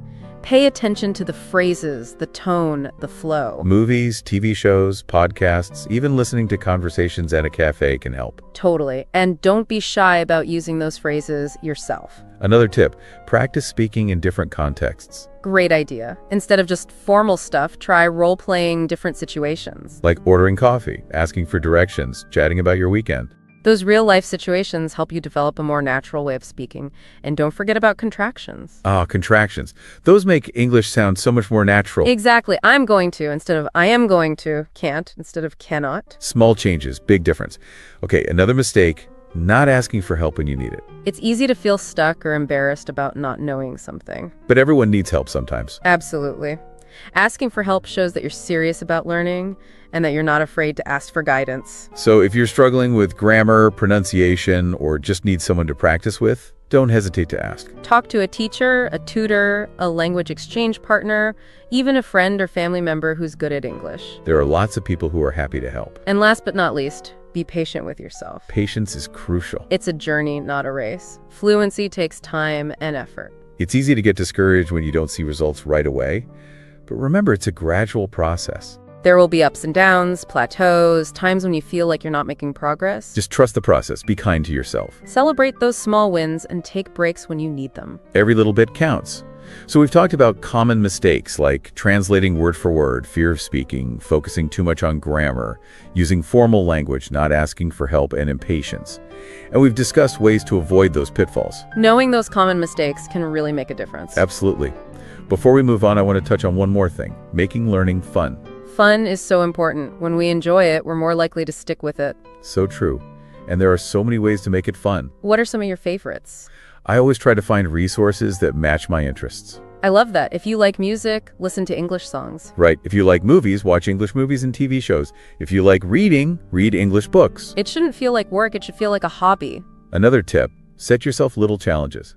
Challenges are fun, like learning 5 new words every day or watching a whole movie without subtitles. Those challenges keep you motivated and make it more rewarding. And games. Games are awesome for learning English. They are. There are so many online, in app stores, even in textbooks. And they make learning feel like playing. Exactly. You can practice vocabulary, grammar, pronunciation without feeling like you're studying. Try using English in creative ways in your daily life. I love that, like writing your grocery list in English. Exactly. Or have a little conversation with yourself in the shower in English. Or narrate your day in your head in English. Find those little chances to use English every day. And don't take yourself too serious. That's so important. Laugh at yourself, make mistakes, just enjoy it. Learning a language should be joyful. It should. Embrace the journey, find what you enjoy, and have fun with it. Ready for the grand finale. Yes. Bring on the final words of wisdom. Okay, so we've covered a ton in this deep dive. Practice, immersion, mindset, common mistakes, making it fun. Before we finish, I want to leave you with some key takeaways. Love those. They help solidify those important lessons. So let's start with one we've been talking about all along, consistency. Consistency is key. It's not about studying for hours all at once. It's about making English a regular part of your life. Exactly. Even a few minutes a day makes a difference. Find a routine that works for you and stick with it. Listen to a podcast, read a few pages of a book, chat with a language partner. Those consistent efforts really pay off. And it's okay to have off days. Life happens. There will be times when you can't stick to your routine. Don't beat yourself up. Just get back on track as soon as you can. Don't lose sight of those goals. Another key takeaway, embracing mistakes. Mistakes are our friends. They're learning opportunities. So true. Instead of seeing them as failures, see them as stepping stones. Every mistake teaches you something new. And brings you closer to fluency. So don't be afraid to make mistakes. Learn from them and keep going. Another important one. Finding your voice. Finding your voice. I love that. It's about embracing your own personality and style as an English speaker. You don't have to sound like a textbook, lose your accent, or be perfect. Be yourself. Express yourself authentically and confidently. And find the joy in it. Let your personality shine through, have fun, be creative. And one more. Celebrate your successes. Celebrating is so important. It's easy to focus on the challenges and forget how far you've come. Take time to appreciate your progress, no matter how small. So every new word, every conversation, every time you understand a movie without subtitles, celebrate. Pat yourself on the back, treat yourself, share your excitement with someone. Those celebrations keep you motivated. They do. Before we wrap up, I have one final thought. Ooh, a final thought. Love it. Learning English is more than just a new skill. It's about opening up new possibilities. Exactly. Connecting with people, exploring new ideas, expanding your world. It makes your life richer. So embrace the journey, be patient, and never stop learning. Beautiful. Sarah, it's been awesome having you on the show. Thank you. It's been great sharing these tips. And to everyone listening, thank you for joining us. Remember, you've got this. Keep practicing, keep learning, and never give up on your dreams. And if you like this episode, please like, share, and subscribe to the Learn English Lab for more great tips on mastering English. See you next time. Until then, happy learning. It's like having a built-in cheerleader, you know? Someone to help you stay motivated and remind you why you started this journey in the first place. Exactly. And speaking of creating a supportive environment, let's talk about something we've touched on before, immersion. How can our listeners really immerse themselves in English, even if they're not living in an English-speaking country? Yeah, what are some creative ways to make that happen? Well, one super simple thing is to change the language settings on all your devices to English. Phone, computer, tablet, the whole shebang. Ah, that's a sneaky good one. You're constantly exposed to English without even realizing it. Exactly. You might feel a little lost at first, but you'll be surprised how quickly you adjust. Plus, you're passively absorbing new vocabulary and grammar every time you use your devices. It's like learning on autopilot. And of course, we can't forget about all the fun stuff, movies, TV shows, music, podcasts. Oh, absolutely. Not only are they super entertaining, but they're also a goldmine for authentic language input. There's literally something for everyone, whether you're into action movies, romantic comedies, historical dramas, documentaries, you name it. You'll find something you enjoy in English. And don't underestimate the power of music. Listening to English songs is such a fun way to pick up new words, work on your pronunciation, and just, vibe with the language. Plus, you might discover some amazing new artists. Speaking of expanding your horizons, what about reading? Reading is essential for any language learner. It's like a workout for your vocabulary, grammar, and overall understanding of how the language works. And just like with movies and music, there's a whole universe of English literature out there to explore. Totally. Classic novels, contemporary thrillers, biographies, self-help books, anything you can think of, you'll find it in English. I love getting lost in a good book. And it's even better when it's helping me learn English at the same time. And don't forget about news websites and blogs. Yeah. Those are great for staying up to date on current events and for seeing different writing styles. Plus, I often cover a wide range of topics, so you're bound to find something that interests you. Okay, let's shift gears for a bit. What about putting yourself in situations where you have to speak English with native speakers? That can be a little scary, but also super exciting. It's definitely where the rubber meets the road. It's your chance to put everything you've learned into practice and see how far you've come. It can be nerve-wracking, for sure, but also incredibly rewarding. So any tips for approaching those situations with confidence? Well, remember that everyone makes mistakes. Native speakers understand that you're learning, and they're usually super patient and encouraging. It's true. Most people are happy to help. Another tip, start small. You don't have to jump into a deep conversation right away. Exactly. Simple things like ordering food, asking for directions, or making small talk with a cashier are great starting points. And as you get more comfortable, you can gradually work your way up to more challenging conversations. And don't be afraid to ask for clarification if you don't understand something. It's way better to ask than to pretend to get it and miss out on important information. So true. Now, what about travel? For a lot of people, that's the ultimate immersion experience. Oh, absolutely. Traveling to an English-speaking country is like diving headfirst into the language and culture. It's a fantastic way to practice your speaking skills, interact with native speakers, and make memories that will last a lifetime. Any tips for making the most of travel for language learning? Well, first and foremost, choose a destination that really speaks to you, a place you're genuinely excited to explore. Makes total sense. That passion will make you even more eager to connect with people and use your English. And don't be afraid to go beyond those typical tourist hotspots.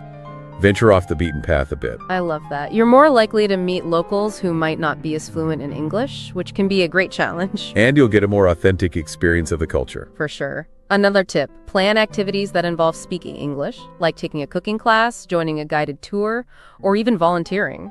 Those kinds of activities provide a structured setting for practicing your speaking skills and connecting with people who share your interests. Exactly. All right, as we wrap up this episode, I want to leave our listeners with some final thoughts that I think are absolutely key for achieving fluency and confidence in English. Ooh, I'm all ears. First things first, remember that learning a language is a journey, not a destination. There will be bumps along the way, challenges, setbacks, but also incredible moments of growth and discovery. It's all about the process and enjoying the ride. Exactly. Be patient with yourself, celebrate your progress, and never, ever give up on your dreams.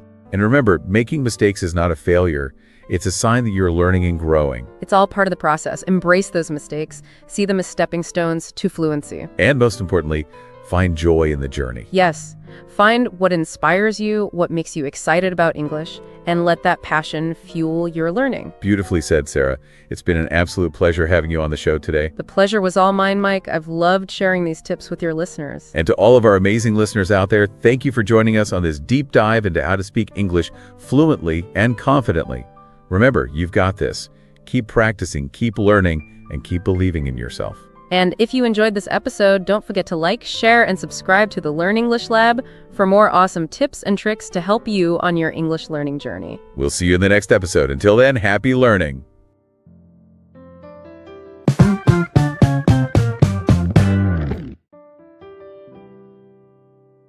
Welcome back to the Learn English Lab. I'm Mike, and I'm super excited to be chatting with Sarah today. Well, thanks for having me. Sarah, you're a real expert when it comes to communication. I try my best. So today we're going to dive into a topic that I think, honestly, kind of freaks a lot of us out. Oh, I know exactly what you mean. Starting conversations with strangers, like how do you even... Right. It can be scary, but I think for a lot of people, it's that fear of the unknown.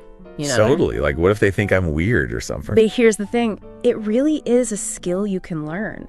And the more you practice it, the easier it gets, I promise. Okay, that makes me feel a little better already. But where do we even begin? I'd say the most important thing is confidence. Confidence, huh? Even if you don't exactly feel it. Even if you have to fake it a little bit at first. Because seriously, when you act confidently, your brain starts to catch up. Wait, really? Yeah. It's kind of like you're tricking your mind into believing it. So it's like that whole fake it till you make it thing. Exactly. And I've seen it work wonders, I'm telling you. I like that. I guess it's kind of like the saying action cures fear, right? Oh, 100%. The longer you hesitate, the more time you have to overthink things. And overthinking never leads to anything good. Oh, definitely not. Especially when it comes to social situations. Right. Like you said, it's that fear of what other people are thinking. Which, let's be honest, is often way more in our heads than reality. So true. We build up these scenarios in our minds that probably never even happen. People are usually way too focused on themselves to be judging us as harshly as we think. Okay, that's good to remember. So confidence is key. But what's like a practical first step to actually get a conversation going? A friendly greeting goes a long way. Seriously. Like what? Just, hi. Well, yeah. But with a genuine smile, you know. Make eye contact. Introduce yourself quickly. Maybe even offer a handshake. Keep it simple. Exactly. Yeah. Like, hey, I'm friendly and approachable. I like that. Straightforward and to the point. Okay, but how do you keep a conversation going once you've broken the ice? Any tips to avoid those awkward silences? Having a few questions ready can be a lifesaver, trust me. So like do your homework. Sort of. Just think of a couple of things you could ask beforehand. That way you're not, like, scrambling for something to say in the moment. Makes sense. Yeah.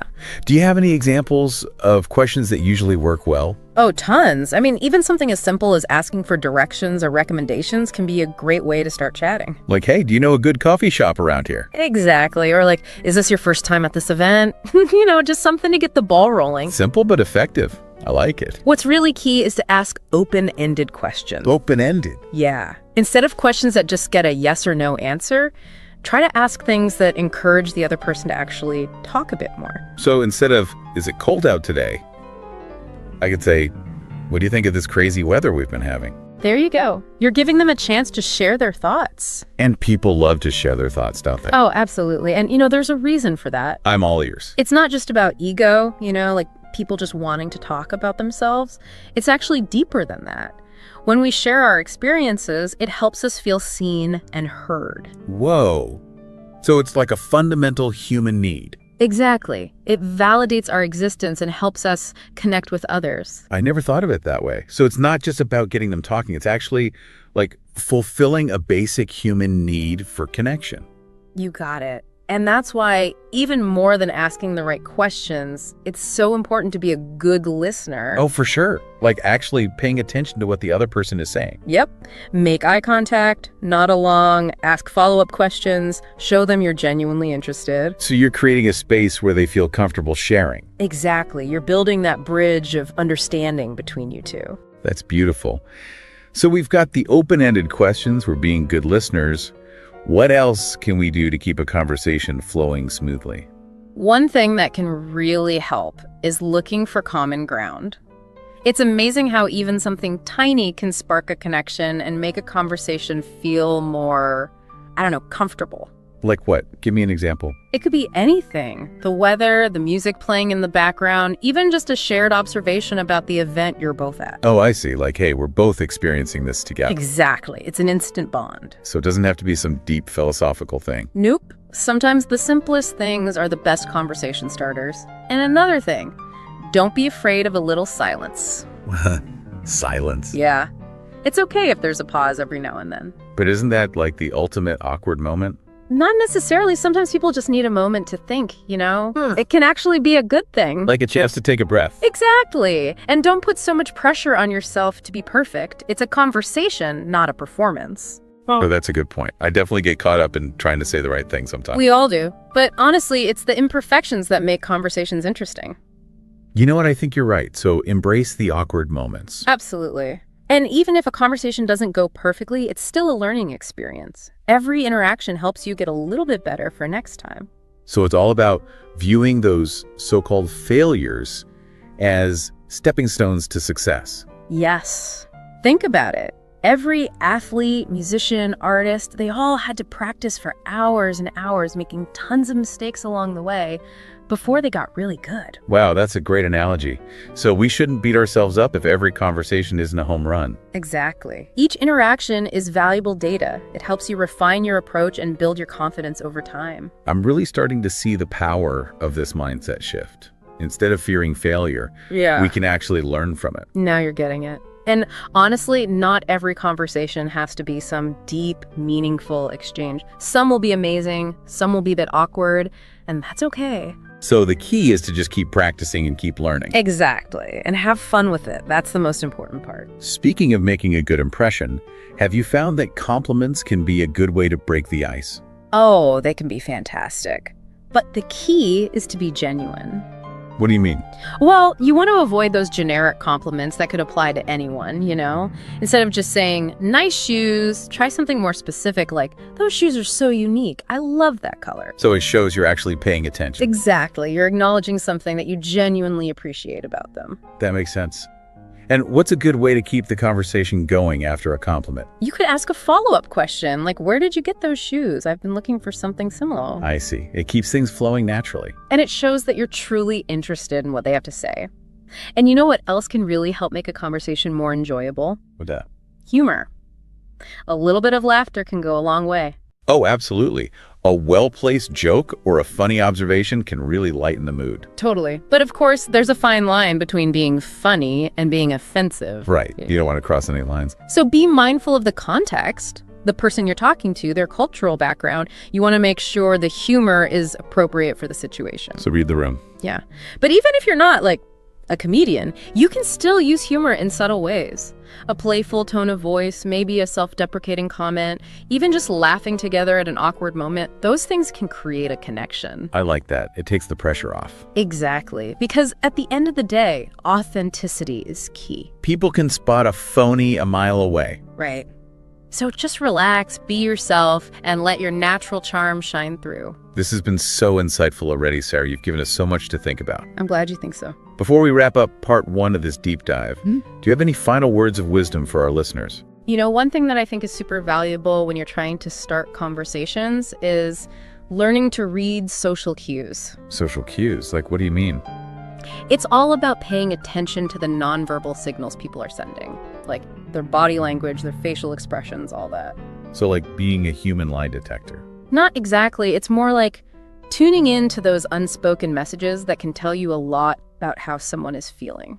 Okay, I think I get it. So like, if someone's got their arms crossed and they're not making eye contact, that probably means they don't want to chat, right? Exactly. That could be a sign that they're feeling a bit closed off or maybe just not in the mood to socialize. It makes sense. Yeah. So what are some other things we should be looking for? Well, on the flip side, if someone's smiling, making eye contact, maybe even leaning in towards you when you're talking, those are good signs that they're open to a conversation. So it's all about reading those little hints. Yep. And it's amazing how much you can learn about someone just by paying attention to their nonverbal communication. I never really thought about it like that. So reading social cues helps us figure out who to approach. Right. And also how to approach them. Oh, interesting. So like adjusting your style based on how they're acting. Exactly. Some people are more outgoing, some are more reserved. You want to kind of match their energy, you know? Yeah, that makes sense. So if someone seems really shy, I probably shouldn't come on too strong, Red. Probably not. You want to be more gentle, maybe ask some open-ended questions to get them talking. And if someone's super chatty and energetic? Then you can be a bit more playful and energetic too. Just feel the vibe and go with it. Okay, I'm starting to see the bigger picture here. It's like being a social chameleon. Huh. In a way, yeah. It's all about being adaptable and reading the situation. This is great stuff, Sarah. Thanks, and remember, everyone's different, so there's no one-size-fits-all approach. Right. There's no magic formula. But the more you practice, the better you'll get at reading people and adjusting your style accordingly. And the less scary it'll feel, right? Yeah. Because I think for a lot of people, it's that fear of the unknown that really holds them back. Oh, definitely. But you know what? Not every conversation has to be a masterpiece. Wait, really? Seriously, some will be great, some will be awkward, and that's totally normal. I guess it's like anything else in life. Exactly. You can't hit a home run every time. Okay, that makes me feel better. So even if a conversation doesn't go perfectly, it's not the end of the world. Nope. It's just a learning experience. So we shouldn't be afraid to make mistakes. Not at all.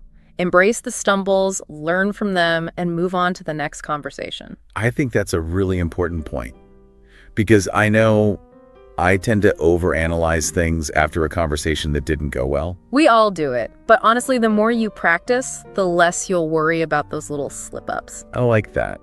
So it's all about progress, not perfection. Yes. And remember, Even if you only have one amazing conversation out of 10 attempts, that one connection could be life-changing. Whoa, that's a powerful thought. So don't give up after a few awkward encounters. Exactly. Keep practicing, keep learning, and who knows who you might meet along the way. Speaking of awkward encounters, I think one thing that holds a lot of people back is the fear of rejection. Oh, yeah, that's a big one. Like, what if someone just totally blows me off? Well, first of all, remember, it's not always personal. Wait, what? How can it not be personal if someone doesn't want to talk to me? Well, maybe they're having a bad day, or they're super busy, or they're just not in a social mood. So it doesn't necessarily mean I did anything wrong? Nope. It could be a million different things that have nothing to do with you. Okay. I guess that makes sense. But it's still kind of hard not to take it personally. You know? No, I totally get it. But the key is to just shrug it off and move on. Don't dwell on it. Exactly. Focus on the next opportunity to connect. Easier said than done, but I'll try. And remember, the more you put yourself out there, the less power that fear of rejection will have over you. So it's like facing your fears. Kind of. It's like building up an immunity to it. I like that analogy. Yeah. Because it does feel kind of scary sometimes. It's normal to feel that way. But trust me, the more you do it, the easier it gets. I'm definitely seeing a pattern here. Practice, practice, practice. You got it. And even if things don't always go perfectly, it's all part of the learning process. You've been so helpful, Sarah. I feel like I'm starting to get a handle on all this. I'm happy to hear that. And one thing I always tell people is that conversation is a journey, not a destination. Oh, that's deep. What do you mean by that? I mean, it's something you keep learning and refining throughout your whole life. So there's always room for improvement. Absolutely. And the more you practice, the more comfortable and confident you'll become. So what are some practical ways we can, incorporate all this stuff into our daily lives? Well, challenge yourself to strike up a conversation with at least one stranger every day. Every day. Yeah, it could be anyone. The barista at your coffee shop, someone in line at the grocery store, whoever. So just be more open to those random interactions. Exactly. The more you do it, the more natural it will feel. This is really eye-opening. I'm starting to see the world as, one giant conversation playground. I love that because that's what it is, There are so many opportunities to connect with interesting people if we just open ourselves up to it. I never thought of it that way before. It's actually kind of exciting. It is, and you never know what amazing things might happen when you step outside your comfort zone and strike up a conversation with someone new. Well said, Sarah. This has been an incredible conversation. Thanks, Mike. I've really enjoyed it. I know our listeners are eager to hear more, so we'll be right back with the final part of our deep dive into starting conversations with strangers after a quick break. And we're back, still diving deep into the art of chatting with strangers. Always happy to talk about connection. So Sarah, in these last few minutes, let's get really practical, okay? Sounds good to me. Imagine you're at a networking event, surrounded by people you don't know. How do you actually use all this advice we've been talking about to strike up conversations? Well, first off, remember those basics we covered earlier. Confidence, smiling, making eye contact. All those things really do make a difference. They set the stage. Exactly. Then look for those little opportunities to approach people. Maybe there's a group that seems open and welcoming. Or maybe you spot someone standing alone looking a little lost. Sometimes I think we assume people standing alone want to be left alone. You're right about that. Sometimes they're the ones who need a friendly face the most. Makes sense. You could even just say something like, "Hey, these events can be a little overwhelming. Mind if I join you?" That's a good one. Simple and disarming. And once you've broken the ice, remember all those great conversation starters we talked about? Ask them about their work, their interests, even just their thoughts on the event itself. And don't forget those genuine compliments. Oh yes, compliments are a fantastic way to show you're paying attention. I really enjoyed your presentation earlier. Something like that. Perfect. Just remember to be specific. Avoid those generic phrases that could apply to anyone. Okay, got it. So we've talked about networking events, but what about more casual, everyday situations? Like at a coffee shop or in line at the grocery store. Same principles apply. Yeah. Look for those little openings, those shared moments that can spark a conversation. Like if you see someone reading a book you love. Exactly. Or maybe they're wearing a shirt from your favorite band. Use those things as springboards. I think a lot of us overthink it. We worry about bothering people or interrupting them. But honestly, most people are pretty open to a little friendly chat. I agree. I think we tend to underestimate how much people actually crave connection. It's all about taking that first step. Right. Exactly. And who knows what amazing conversations and connections are waiting out there. I love that, Sarah. Well, this has been such an enlightening conversation. Thank you so much for sharing your expertise with us. It's been my pleasure, Mike. Thanks for having me. And to all our amazing listeners out there, remember, practice makes progress. Don't be afraid to put yourselves out there. And most importantly, have fun with it. And if you're looking for a little challenge, try picking one tip from today's episode and commit to using it this week. You might be surprised at how easy and rewarding it can be to strike up conversations with new people. I love that challenge. So to wrap things up, don't forget to like this video if you enjoyed it and subscribe to our channel for more deep dives into all sorts of fascinating topics. And be sure to share this episode with your friends so we can help spread the joy of connection far and wide. Thanks for joining us on the Learn English Lab. Keep those conversations flowing, and we'll see you next time.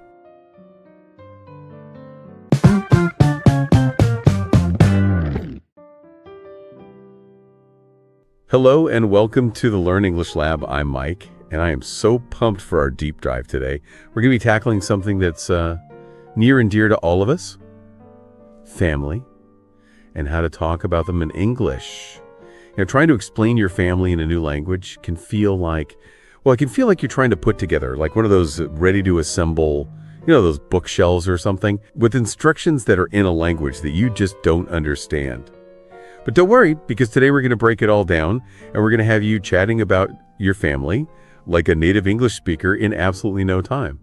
And to help us navigate this linguistic labyrinth, we have with us the one and only Sarah, who is basically like the guru when it comes to just making English conversation flow. Sarah, welcome to the show. Thanks for having me, Mike. I'm glad to be here. All right, so before we jump into all the specifics here, I have a confession to make.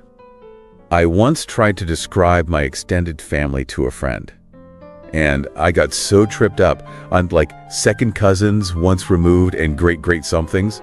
It was just a comedy of errors. I'm sure some of you listening right now, you can probably relate to that feeling of just being like, oh my gosh, what are the words? So Sarah, are you ready to help us ditch the confusion? Yeah. And master the art of talking about family? Absolutely. Let's do this. Awesome.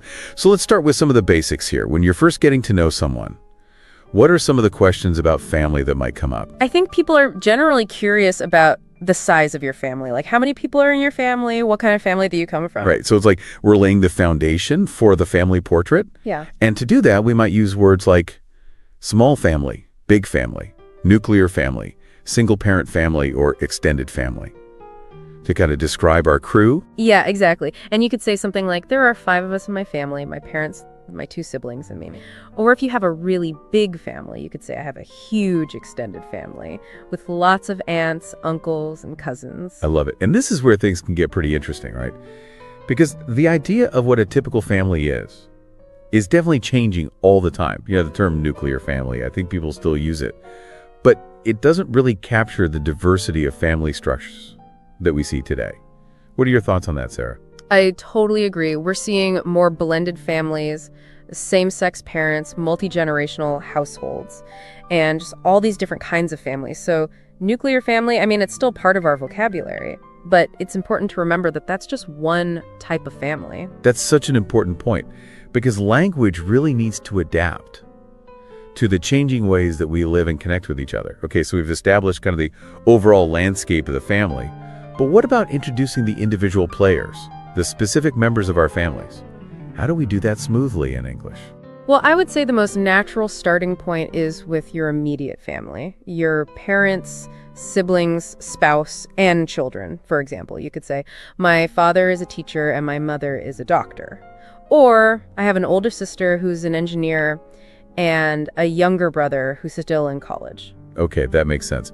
But is there a bit of a cultural difference when it comes to talking about parents in English? Yeah, there is actually. English speakers generally don't use their parents' names when they're talking about them. So instead of saying, my mother Mary loves to garden, you would just say, my mother loved to garden. Okay. So it's these little nuances that are so important to pick up on as you're learning a new language.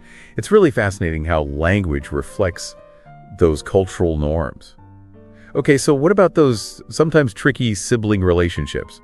How do we express things like birth order clearly in English? I would say the most common way is to use the terms older and younger.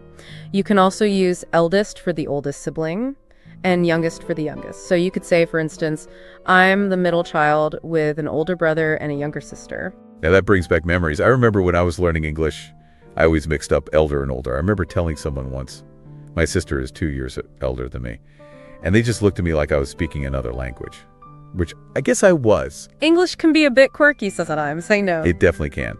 It's all part of the fun of learning a language, right? Exactly. Those little victories and aha moments along the way. So we've covered the immediate family. But what about those relatives who might live a little bit further away, like our grandparents, aunts, uncles, and cousins? Yeah, we're moving into extended family territory now. And here's a fun fact. English uses single words like aunt and uncle, where other languages might have separate words, depending on whether the aunt or uncle is on your mother's side or your father's side. Oh, I see. So we don't have to worry about all those extra terms. Okay, good to know. But let's be honest here. Just listing out names and relationships doesn't really give us a vivid picture of our family. It's kind of like having a bare bones outline without any of the color or the details. Yeah, I agree. To make your descriptions more interesting, you want to add some details about their appearance and personality. Okay, so let's go beyond just saying, like, my dad is tall. Give us some more interesting ways to describe physical appearance in English. I think the key is to choose words that are concise but memorable. Don't overwhelm someone with too much information. You could mention their height, like are they tall, short, average, maybe describe their build. Are they slim, athletic, stocky? And of course you can talk about hair color and maybe eye color if it's something striking. I love that. So we're creating a little snapshot with our words. Now, what about personality? How can we describe those unique traits? Think about words like funny, quiet, energetic, caring, serious. When you're talking to other people, it's always best to stick with positive or neutral language. You probably wouldn't want to tell someone that your uncle is grumpy or that your sister is annoying. You can save those little gems for your close friends. Exactly. We want to keep things lighthearted and avoid any accidental family feuds. So we've talked about looks, we've talked about personality. What else can we add to our English family conversation toolkit? What's the secret ingredient here? Well, you know what they say, a picture is worth 1,000 words, but a good story is worth 1,000,000. So don't be afraid to share a memory or an anecdote that really captures who that person is. Oh, I love that stories. It's like little windows into our family albums. It gives people a glimpse of those shared moments and relationships. For example, I remember this one time, my grandfather, who by the way had this incredibly infectious laugh, decided to teach me how to fish. And let's just say patience is not exactly a strong suit in my family. Oh, I can imagine. So picture this. I'm this tiny ball of energy. I'm sitting there on this rickety old wooden dock. I've got my fishing rod. And I'm convinced that a giant fish is going to bite at any second. This sounds like a classic family story in the making, Mike. Oh, it is. It is. So, as I was saying, I'm just full of anticipation. I like your enthusiasm. But as anyone who's ever fished knows, it's a waiting game. And my grandfather, bless his heart, he was just a picture of patience. He would sit for hours, his rod perfectly still, his eyes just glued to the water, like a Zen master in a fishing hat. And meanwhile, I am squirming, I'm fidgeting, I'm recasting my line like every 5 minutes, convinced that I was doing it all wrong. And I must have asked him like 100 times, has it bitten yet? Has he bitten yet? And finally, after what felt like forever, he chuckled and he said, "Mind fishing isn't just about catching fish. It's about enjoying the quiet. It's about being present. And it's about appreciating the moment." And you know what? He was so right. As frustrating as it was for me at the time, that day taught me a valuable lesson about patience and the simple joys of just spending time with family. That's a really heartwarming story, Mike. It really shows how sharing personal stories can add so much depth and warmth to your descriptions. It helps the listener connect with them on a more emotional level. It's like we're adding those little storytelling spices to our conversation. Eggs. Okay, so we've talked about family size, we talked about family structure, we've covered how to introduce the different members of our families, describe their appearance and personalities, and even weave in some stories. What else can we add to our family conversation toolkit? Well, let's be real for a minute. Families can be complicated, right? There are all those unique dynamic, the shared experiences, the inside jokes, and maybe even a few quirks that we love, and a few that we love a little bit less. You're reading my mind, Sarah. Every family has those little endearing habits that can also drive you a little bit crazy sometimes. Absolutely. And talking about those things, even in a lighthearted way, can make your conversations more humanist and authentic. So how do we express that in English? How do we say, my family's a little bit crazy, but I love them? It's about finding the right words to strike a balance. You could say something like, my dad has a great sense of humor, but he has this annoying habit of, or, my sister is incredibly helpful, but she can be a bit too. And then you can fill in the blank with a specific quirk. Okay, so it's like acknowledging the good, but then adding a dash of playful teasing. Exactly. And if you want to be a bit more informal, you can use phrases like drives me crazy or gets on my nerves. But remember to keep it lighthearted. You don't want to offend anyone. Of course, we don't want to spark any family drama while we're practicing our English. So I think we've covered a lot of ground today. We've gone from those initial introductions to really painting a vibrant picture of our families. Sarah, from your experience, what are some of the common mistakes people make when they're talking about their family in English? One common mistake is forgetting to clarify sibling relationships. So remember to use those specific terms like older brother or younger sister to avoid any confusion. Another mistake is using language that's too formal or complex. Remember, everyday conversations are about being natural and relatable. That's a good reminder. It's about connecting with people, not impressing them with fancy words. Exactly. And finally, don't be afraid to let your personality shine through. Share those funny stories, those unique observations, those little moments that make your family special. Embrace the imperfections that make families so uniquely interesting. I love that, Sarah. It's all about embracing what makes your family yours and then sharing it with the world, even those little quirks. So today we've learned how to introduce our loved ones, how to describe their personalities, how to share stories, and even how to poke a little bit of fun at those lovable quirks. But before we wrap up, I want to leave you with a final thought. As you practice talking about your family in English, remember, it's not just about the words themselves. It's about connecting with other people. It's about sharing your experiences and building relationships. Because at the end of the day, language is a bridge that brings people together. And what better way to start building those bridges than by talking about the people who matter most to us, our families. That's beautifully said, Mike. You know, Sarah, that fishing story, it really got me thinking.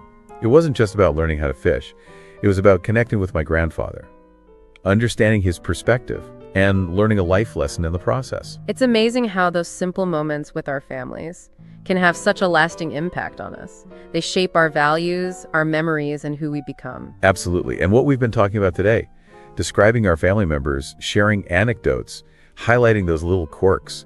These are all skills that go beyond just language. They're about building relationships, creating understanding, and forming connections with people. That's such a key point, Mike. These are the same skills that we use in all sorts of social situations, to create bonds, to express ourselves, and to share our stories with the world. You're right. It's about communication, empathy, and finding those common threads that connect us all, regardless of our language or background. Exactly. So as you practice talking about your family in English, remember that you're not just mastering vocabulary, you're developing those essential interpersonal skills that will help you thrive in any environment. I love that perspective, Sarah. It's like, we're not just learning English, we're learning how to be better communicators, better storytellers, and better humans. That's a great way to put it. Well, folks, I think we've come to the end of our deep dive into the wonderful world of talking about family in English. I hope you've gained some valuable insights and some practical tips for talking about your families with more confidence and fluency. It's been a pleasure joining you on this journey, Mike. The pleasure was all mine, Sarah. And to all of you listening, remember to keep practicing, keep sharing those family stories, and most importantly, keep those family bonds strong. And don't forget to like, share, and subscribe to this YouTube channel. Until next time, happy learning. I'm just full of anticipation, but as anyone who's ever gone fishing knows, it's a waiting game. And my grandfather, bless his heart, was just a picture of patience. He would sit there for hours with his rod perfectly still, eyes glued to the water, like some kind of Zen master in a fishing hat. And meanwhile, I am squirming and fidgeting. I'm recasting my line every 5 minutes, thinking I'm doing it all wrong. I must have asked him 100 times, has it bitten yet? Has it bitten yet? Finally, after what felt like forever, he chuckled and said, my fishing isn't just about catching fish. It's about enjoying the quiet, being present, and appreciating the moment. And you know what? He was so right. As frustrating as it was for my younger self, that day taught me such a valuable lesson about patience and the simple joys of spending time with family. That's a really heartwarming story, Mike. It just shows how sharing a personal anecdote can add so much depth and warmth to your descriptions. It really helps the listener connect with them on an emotional level. It's like adding those little storytelling spices to our conversation, right? Exactly. Okay, so we've talked about family size and structure. We've covered how to introduce different family members, describe their appearance and personalities, and even weave in some stories. What else can we add to our family conversation toolkit?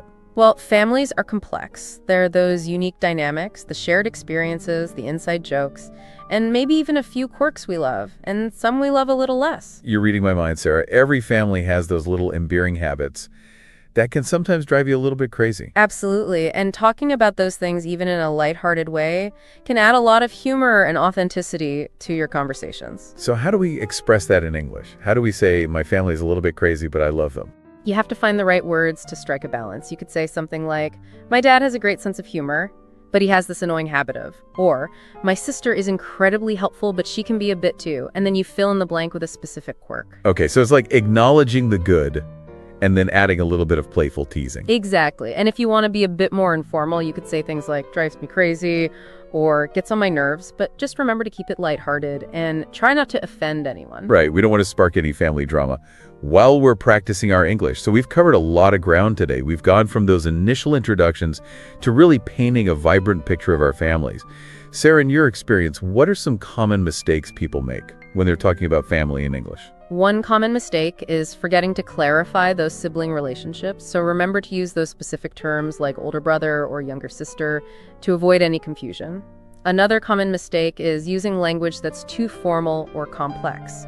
Remember, everyday conversations are about being natural and relatable. Right, it's about connecting with people, not trying to impress them with big words. Exactly. And finally, don't be afraid to let your personality shine through.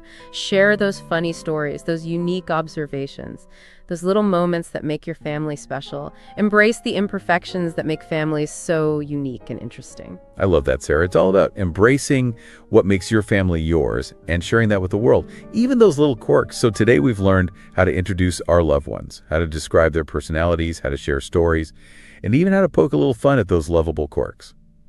Before we wrap up, I want to leave you with a final thought. As you practice talking about your family in English, remember it's not just about the words themselves.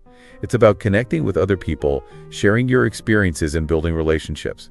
Because at the end of the day, language is a bridge that brings people together. And what better way to start building those bridges than by talking about the people who matter most to us, our families. That's beautifully said, Mike. Sarah, it's been an absolute pleasure having you on the Learn English Lab today. Your insights are always so valuable. Thank you, Mike. The feeling is mutual. And to all of you listening, thank you for joining us on this deep dive into talking about family in English. Remember to keep practicing, keep sharing those family stories, and most importantly, keep those family bonds strong.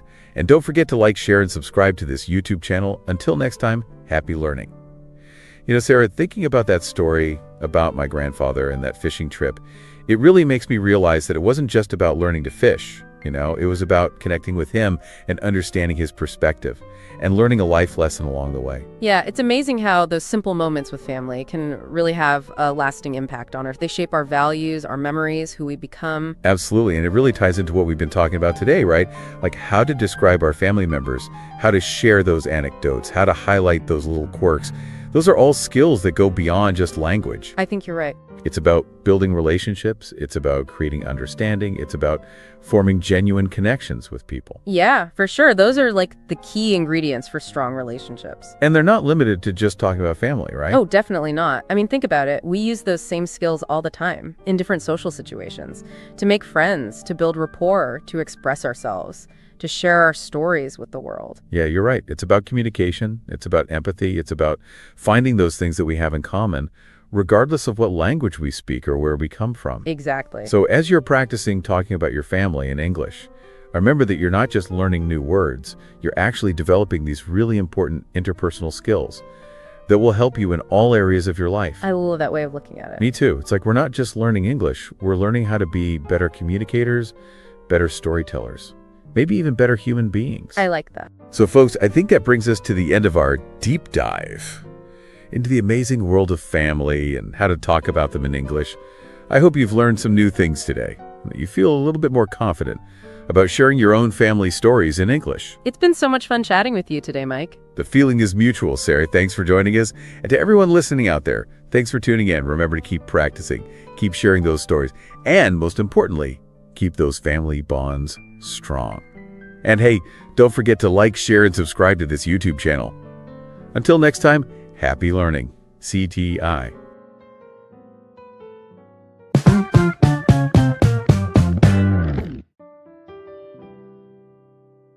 Hello and welcome to the Learn English Lab. I'm Mike, and wow, I'm so excited for this deep dive. We're going to be talking about how to describe your ideal day, in English. Not just learning the vocabulary, but really getting to the heart of what makes you happy.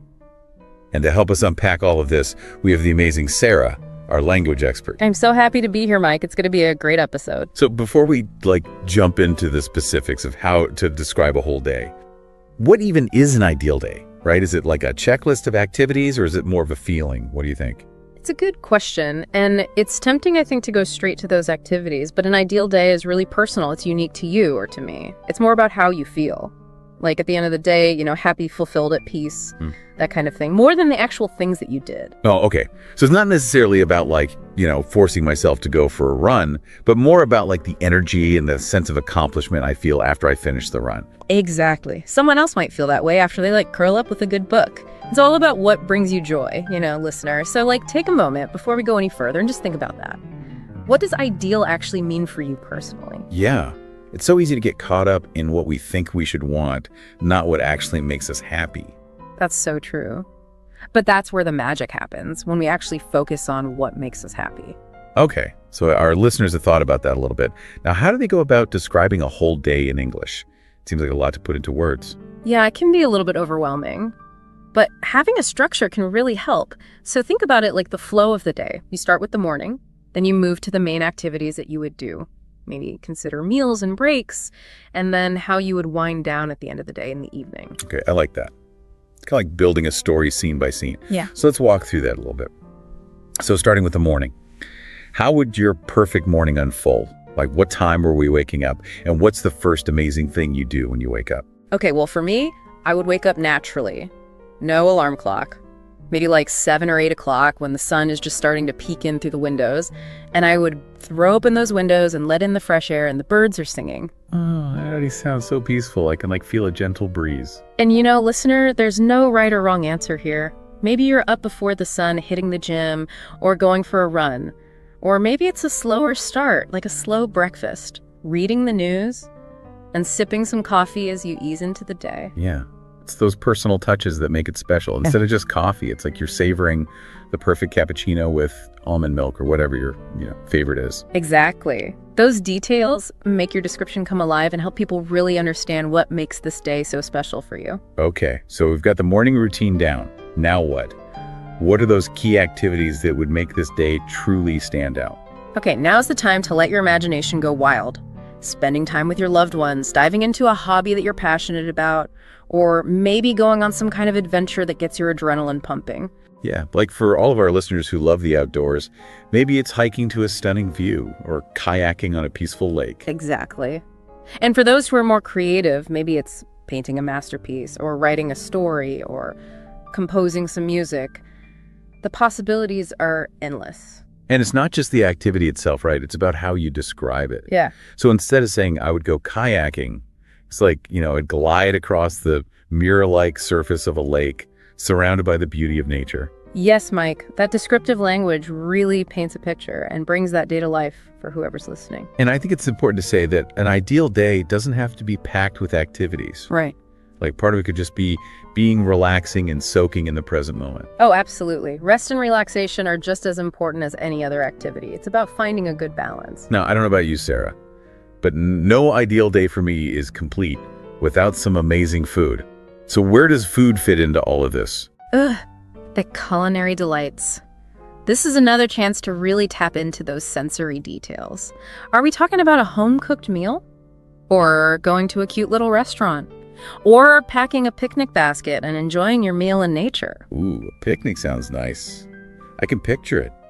A checkered blanket under a shady tree, sun on my face, the smell of fresh bread and fruit in the air. I love it. You see how those details make it come alive? It's about that full experience, not just eating. All right, so we've had an amazing morning, we've done our activities, Yeah. and we've had some great food. Now it's time to wind down.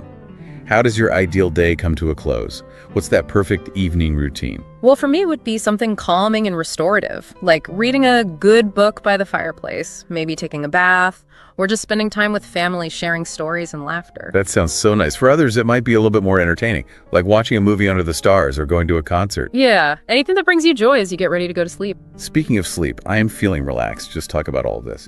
But before we drift off to dreamland, we have to talk about something. Oh, really? What's that? Well, it's the power of language. We've been hinting at it throughout this conversation, but how important is it to use really descriptive language when you're describing your day? Oh, it's so important, Mike. Descriptive language is what makes your ideal day come alive for other people. It's what turns a simple sentence like, I went to the beach, into a more captivating experience. Like, I spent a relaxing day at the beach listening to the soothing sound of the waves crashing on the shore. Wow, you just transported us there. I can feel the sand between my toes and smell the salty air. Exactly. Vivid adjectives, evocative verbs, sensory details, they all come together to create that immersive experience. So how can our listeners start building their descriptive vocabulary? Any tips for making those words stick? One really good way is to just be more mindful of the language you encounter every day. Like, pay attention to how authors or speakers or even your friends use words to create those images and feelings. So it's like turning your everyday life into a little language lesson. Precisely. You could also keep a vocabulary journal. Write down new words and phrases and their definitions, and maybe try using them in some sentences. That's a good tip. And I bet that making flashcards or using those words in conversation with a friend or language partner can really help solidify them. Absolutely. The more you actively engage with new vocabulary, the more natural it's going to become. Okay, so we've given our listeners some strategies for improving their language skills. Yeah. Now, I'm kind of craving a concrete example. Can we look at a sample ideal day description and see how all these elements come together? I would love to. Let's take a look. Okay, so this example starts with the morning. And wow, they really set the scene. They talk about waking up feeling refreshed and full of energy, and that already tells us so much about the day's tone. It does. And they go on to talk about opening their windows, letting in the fresh air and sunlight, and then they describe having a light breakfast, like toast with jam and fruit. All of these details create such a sense of peace and tranquility. And the imagery continues as they describe going for a walk in the park. They talk about how the weather is perfect, how the trees are green, the flowers are blooming. They even bring their camera to capture the beautiful scenery. And later they describe their afternoon at the beach. I love how they include that sensory detail of the soothing sound of the waves. It's like we can hear it ourselves. It's so evocative. And they blend activities with feelings really well. They mention spending time with their best friend at a cozy cafe, laughing for hours, sharing stories. It's not just about the place, but about the emotional connection. It shows how shared experiences contribute to their happiness. And as the day goes on, they also include creative activities, like painting or writing. They talk about how these activities let them express themselves and their creativity. It's just a really well-rounded picture of a perfect day. It really is. They've done such a good job of bringing together activities, feelings, and sensory details. And I love how they end the day with a peaceful evening routine, spending time with family, reflecting on the day, and practicing gratitude. It's a beautiful way to end the day. It really is. This example just shows us how to describe an ideal day using vivid language and thoughtful details. But remember, listeners, this is just one example. Your ideal day will be unique to you. It'll reflect your passions, your values, and your dreams. Don't be afraid to let your personality shine through. There's no one right way to envision your perfect day. The most important thing is that it resonates with you. Okay, so we've seen a fantastic example. But before we unleash our listeners to create their own descriptions, I want to give them one more little boost. A vocabulary power-up. Ooh, I like that idea. A vocabulary boost can help our listeners express their day with even more detail. Exactly. And we have a handy list of words and phrases that we can share, conveniently organized by time of day or type of activity. Fantastic. A thematically organized list makes it so much easier to learn and apply new vocabulary. So for our early birds who are all about that morning routine, we have words like sunrise, fresh, peaceful, energizing breakfast, tea, coffee, exercise, walk, and yoga. And for those whose ideal day is a little bit more adventurous, we have words like relaxing, exciting, creative, adventurous, fun, enjoyable, fulfilling, and meaningful. I'm feeling inspired already. And of course, we can't forget about food. For our foodies out there, we have words like delicious, tasty, homemade, fresh, healthy, sweet, savory, cozy restaurant, and picnic. What a great list. And as we move into the evening, we have words like sunset, calm, quiet family friends, movie book, music reflection, and gratitude. Those words just evoke such a sense of peace.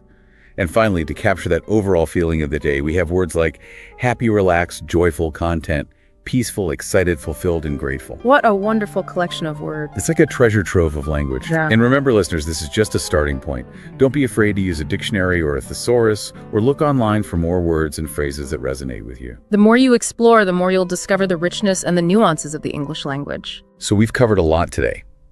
From defining what an ideal day means, to exploring descriptive language and giving you a vocabulary boost. But there's one question we haven't answered yet. What's that, Mike? How can our listeners actually practice describing their ideal day in English? It's one thing to have all these great words and ideas in your head, but how do we put them into practice? You're so right. Practice is essential for learning any language. It helps us learn new vocabulary, become more fluent, and build our confidence. So let's brainstorm some fun ways to practice. What are your top tips? Well, one of the simplest and most effective ways is to just write it down. Take some time to craft a detailed description using all of the language that we've talked about. So it's like creating your own little blueprint for happiness. And don't worry about making it perfect. Just focus on getting your ideas down. And once you've written it down, you can practice speaking it out loud. This will help you refine your pronunciation and get more comfortable using those new words and phrases. If you're feeling brave, you can even record yourself speaking and listen back to it. That's a good idea. Listening back to yourself can be really helpful for noticing any patterns in your pronunciation or any areas where you might be stumbling over certain words. And why not share your ideal day description with a friend or family member or language partner? You can get feedback on your language skills, and you might even get some inspiration from hearing how others describe their ideal days. I love that idea. It's a great way to connect with others and learn from each other. And don't forget about visuals. If you learn best by seeing things, try drawing or finding pictures that represent your ideal day and use those as prompts to help you describe it. Visual aids are a great way to trigger your imagination and memory. So there you have it, listeners, a whole bunch of strategies for practicing your ideal day description and improving your English. The most important thing is to have fun and be creative. Don't be afraid to experiment and find what works best for you. Well, that brings us to the end of part 1 of our deep dive into describing your ideal day. We've covered a lot, but there's still so much more to explore. We'll be back with part 2 soon. Until then, keep dreaming big. Keep practicing and keep those language skills shining. Welcome back to the Learn English Lab. We're diving even deeper today into how to describe your ideal day and how to really make those descriptions fantastic. You know, Sarah, when we were talking earlier, I was thinking about something interesting about this whole idea of an ideal day. It's not just about practicing English. It's also a really great way to learn more about yourself. I completely agree. When we think about our perfect day, we're really revealing our values, our priorities, the things that are important to us. It's like we're looking in a mirror. And by putting those thoughts into words, we're not just improving our language skills, we're also understanding ourselves better. Exactly. And that understanding can help us make better choices in our everyday lives. I love that. Okay, so describing an ideal day is a fun way to practice English, and it's also a really meaningful way to learn about ourselves. But let's get back to some practical tips. Last time we talked about descriptive language. Can we go into a little more detail about that? What are some specific things our listeners can do to make their descriptions really stand out? One really powerful technique is to use all 5 senses. Don't just describe what you would see, but also what you would hear, smell, taste, and even touch. Oh, I like that.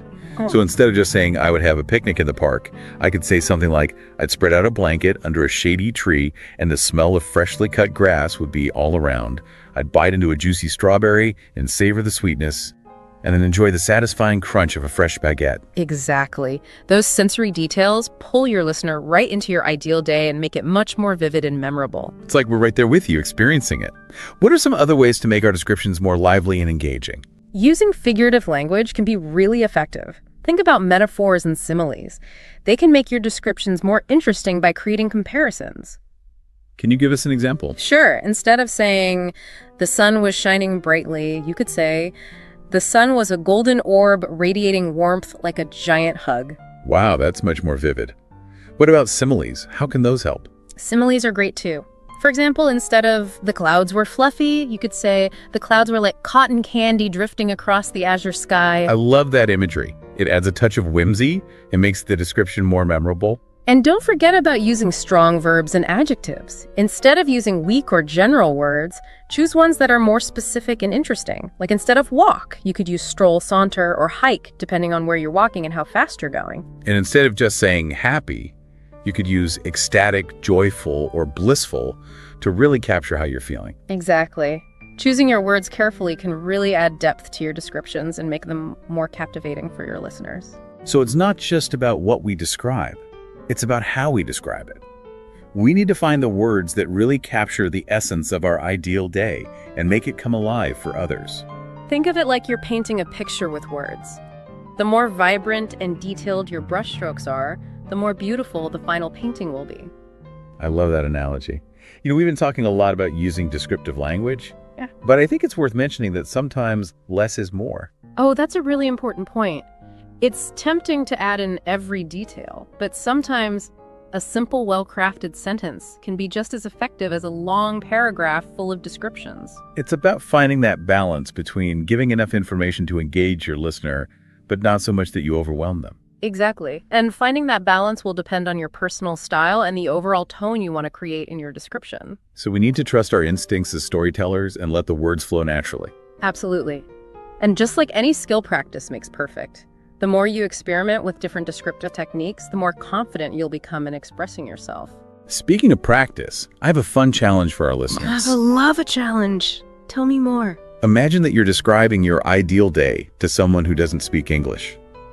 How would you get your message across using only gestures, facial expressions, and maybe a few basic English words? What a great challenge. That would really force our listeners to think outside the box and communicate in new ways. Yeah, it would make them rely more on nonverbal cues, which is a really important part of communication. I love that idea. It's like a form of storytelling without using a full vocabulary. And who knows, maybe you'll inspire our listeners to learn some sign language. That would be fantastic. Communication is such an amazing thing. There's so many different ways to express ourselves and connect with others. Okay, before we wrap up this part of the deep dive, let's go back to the idea that describing our ideal day can be a form of self-discovery. It's a chance to really explore what's important to us and maybe even uncover some hidden desires or dreams that we haven't thought about before. As our listeners are working on their ideal day descriptions, I want them to remember that it's more than just an English exercise. It's a chance to connect with themselves on a deeper level. You said it perfectly, Mike. Welcome back to the Learn English Lab for the final part of our deep dive into describing your ideal day. We've talked about so much already, from descriptive language to that fun challenge of describing your day without speaking. Did you give it a try, listener?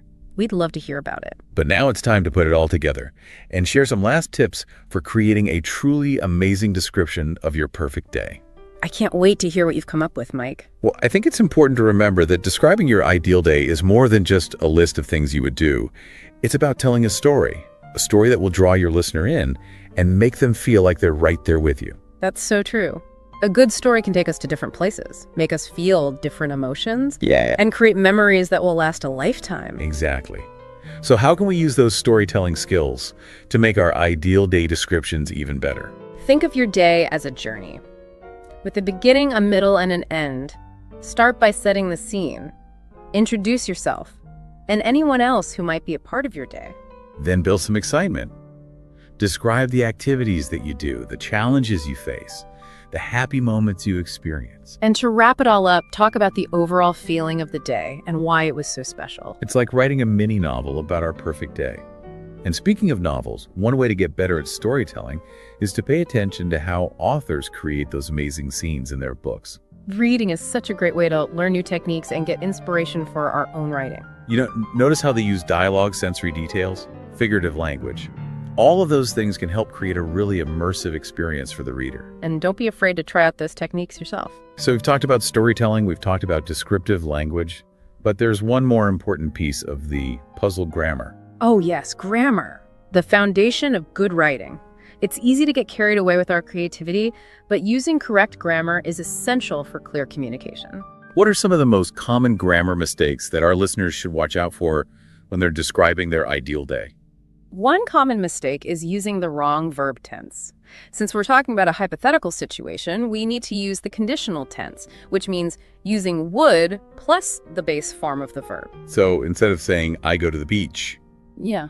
we would say, I would go to the beach. Exactly. And it's also important to make sure your subjects and verbs agree. For example, if you're talking about yourself and a friend, you would say, we would go to the beach. Not, we would goes to the beach. Right. And don't forget about those articles. On a Carrick. They might seem small, but they make a big difference in how clear your sentences sound. And prepositions too, and twillim, they can be tricky, but they're really important for talking about time and location. Those are all great reminders, Sarah. And listeners, if you're not sure about a grammar rule, there are so many helpful resources available online and in libraries. Don't be afraid to ask for help or do some extra research. The more effort you put into improving your grammar, the better your writing will be. Okay, so we've come to the end of our deep dive into describing your ideal day. I hope you've learned a lot about descriptive language storytelling and grammar. And most importantly, I hope we've inspired you to think about what truly makes you happy and to use your imagination to create a beautiful description of your perfect day. There's no right or wrong answer. It's all about what brings you joy and peace. So let your creativity flow and create something that truly represents your ideal day.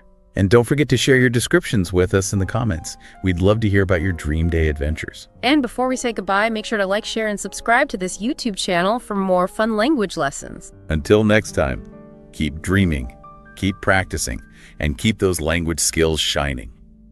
We'll see you soon for another deep dive. Bye for now. Welcome to the Deep Dive. We take stacks of great sources, articles, research notes, and, well, we boil them down to the insights you can really use. Today, we're tackling something pretty universal. How to get your point across effectively, how to be heard, whether you're, say, talking about your strengths or just trying to connect with people in English. Our mission here is to really pull out the key takeaways from all these sources, covering everything from, nailing down your personal strengths to just starting a conversation confidently. It's about finding your voice. That's right. And what the sources really underline is that this isn't just about grammar rules or vocabulary lists.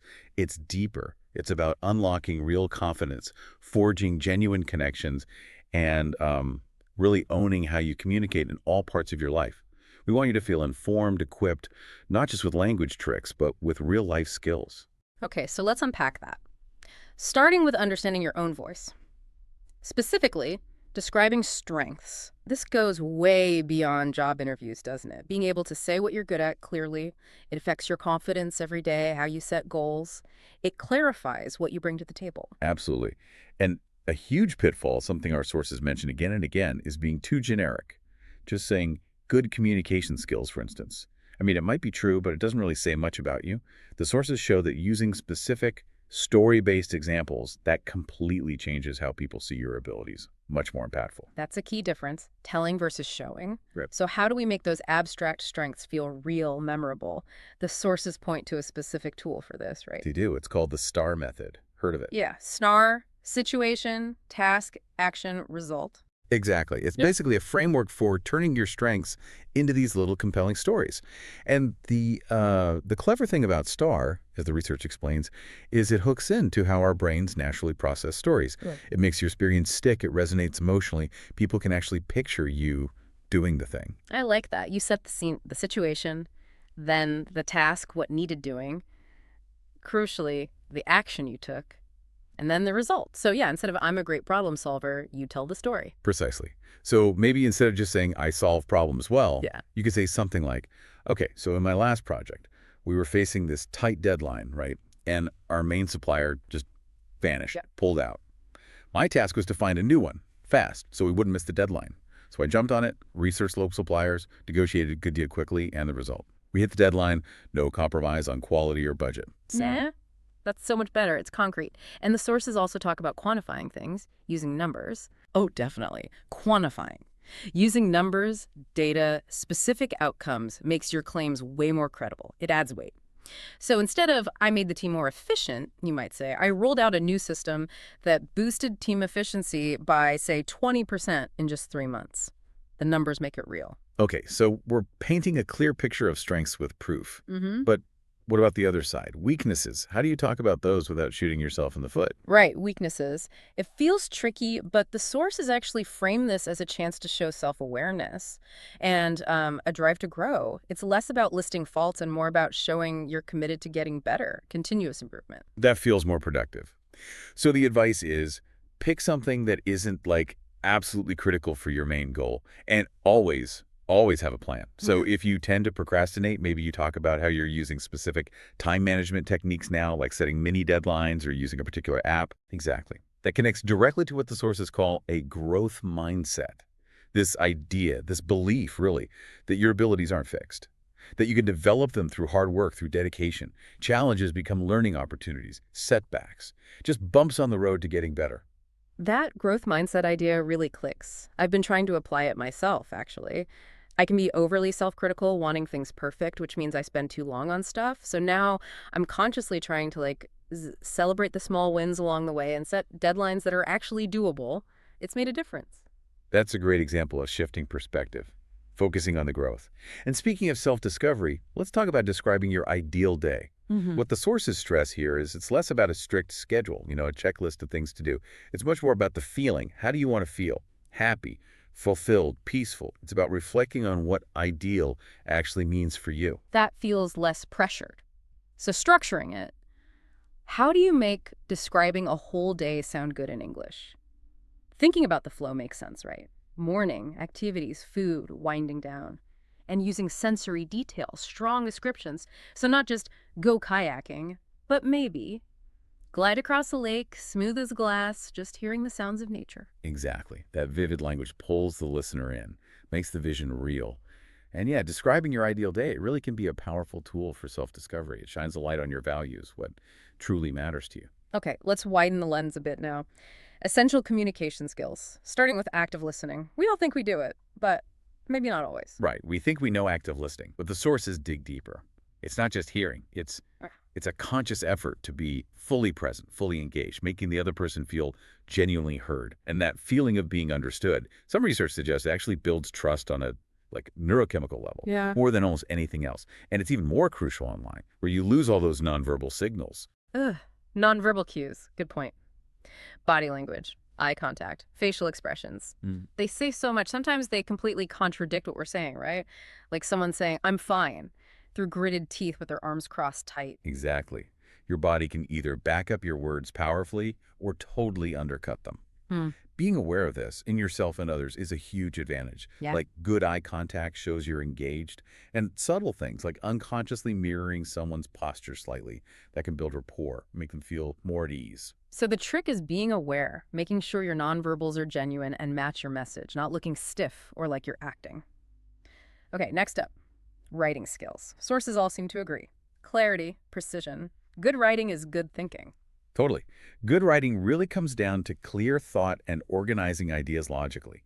And conciseness is key. Nobody wants to read a giant wall of text, right? And storytelling, like in great TED Talks. That power to make a message stick, make it memorable, that applies as much to writing. Okay, public speaking. This one makes a lot of people nervous. What do the sources say are the best ways to, well, not just manage the nerves, but actually deliver something engaging? Yeah, it's a big one. A core strategy that comes up repeatedly is knowing your stuff inside out. Preparation. The better you know your material, the more confident you'll naturally feel. And handling questions. Don't dread them. See them as proof people are interested. And if you don't know the answer, it's absolutely fine to say something like, that's a great question. I don't have that specific detail right now, but I'll find out and get back to you. That takes some pressure off for sure. What about online communication? It's easy to misread tone in emails or texts. Oh, definitely. It's surprisingly easy for a short, maybe rushed email to come across as abrupt or even aggressive without those nonverbal softeners. It's like our brains default to the worst interpretation sometimes. So using emojis carefully, or even just making a point to use people's names, those small things can actually make a big difference in adding warmth and clarity online. Right. And finally, feedback. Giving it, getting it, that can be sensitive territory. It really can. For giving constructive feedback, the sources advise empathy. Focus on how could this be even better next time, rather than just what went wrong, and receiving it. Key steps are listen fully, ask questions if you need clarity, and really try not to get defensive. Think of it as a gift, a chance to see things from another angle and grow. Okay, let's dive into sounding more, natural, authentic in English. The sources talk about the physical side first, mimicry, paying attention to how native speakers actually move their mouths, lips, tongue. Building muscle memory. Exactly. You're literally retraining your mouth. And a huge step, something the sources really push, is starting to think in English. You can practice this by just narrating your day silently in your head or commenting on your thoughts. So instead of your native language thought for, I'm making coffee, you might think, okay, brewing a cup of joe now. That makes sense, building it from the inside out. And another big point, embracing mistakes. Don't fear them. The sources say see them as buddies, learning tools. Recording yourself speaking and listening back, apparently that's a really powerful way to self-assess. You hear things you wouldn't normally notice. Oh, absolutely. You learn so much just by listening back. Another huge factor for sounding natural is connected speech, how sounds flow together. Words aren't always pronounced super distinctly like items on a list. I would decide becomes I'd decide. Or the T in next week might soften or disappear like next week. It's like a hidden layer of sound rules. Fascinating. And intonation, the music of the language, how your voice goes up and down, stress, rhythm that carries so much meaning and emotion. Exactly. And for real authenticity, idioms and slang come in. But context is everything, right? What you say with friends is totally different from a work meeting. And how do you learn that context? The sources say, immerse yourself, listen to native speakers in lots of different real-life situations. That builds the intuition. And then just clarity and confidence when you speak. Reading aloud apparently is great practice for pacing and articulation, like a mini rehearsal. And the sources pinpoint some common hurdles for English learners and how to get over them. First, translating word for word from your native language. Big trap. Leads to awkward phrasing. Focus instead on learning whole phrases, chunks of language. Okay, chunks, not just words. Makes sense. Second, fear of speaking. Huge barrier. Find safe spaces to practice conversation groups, understanding friends. Remember, mistakes are part of learning. Right, got to push past the fear. Third, focusing too much on grammar. Yes, it's important, but don't let perfect grammar stop you from communicating. Getting your message across is the main goal, even with a few errors. Good reminder, communication first. Fourth, sounding too formal can happen if you only learn from textbooks. Listen to real conversations, movies, podcasts, real people, practice in different situations. Yeah, loosen up a bit. Fifth, not asking for help. Asking questions doesn't mean you're failing. It shows you're serious about learning. Don't be afraid to ask. See it as a strength. Okay. And last, impatience. Learning a language takes time. It's a marathon, not a sprint. Be patient with yourself. Keep at it consistently. Consistency. That brings us to practice. Like any skill, you just have to do it right.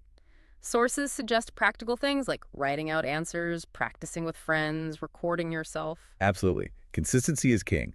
Making English a small but regular part of your daily routine, even just 15 minutes a day, adds up hugely over time. And you don't need to move countries to get immersion. Change your phone language. Listen to English music or podcasts, watch shows, read stuff, novels, news, blogs, whatever interests you. And crucially, try to find chances for actual conversation with native speakers. Online platforms, language exchange partners, maybe a tutor. That real interaction is gold.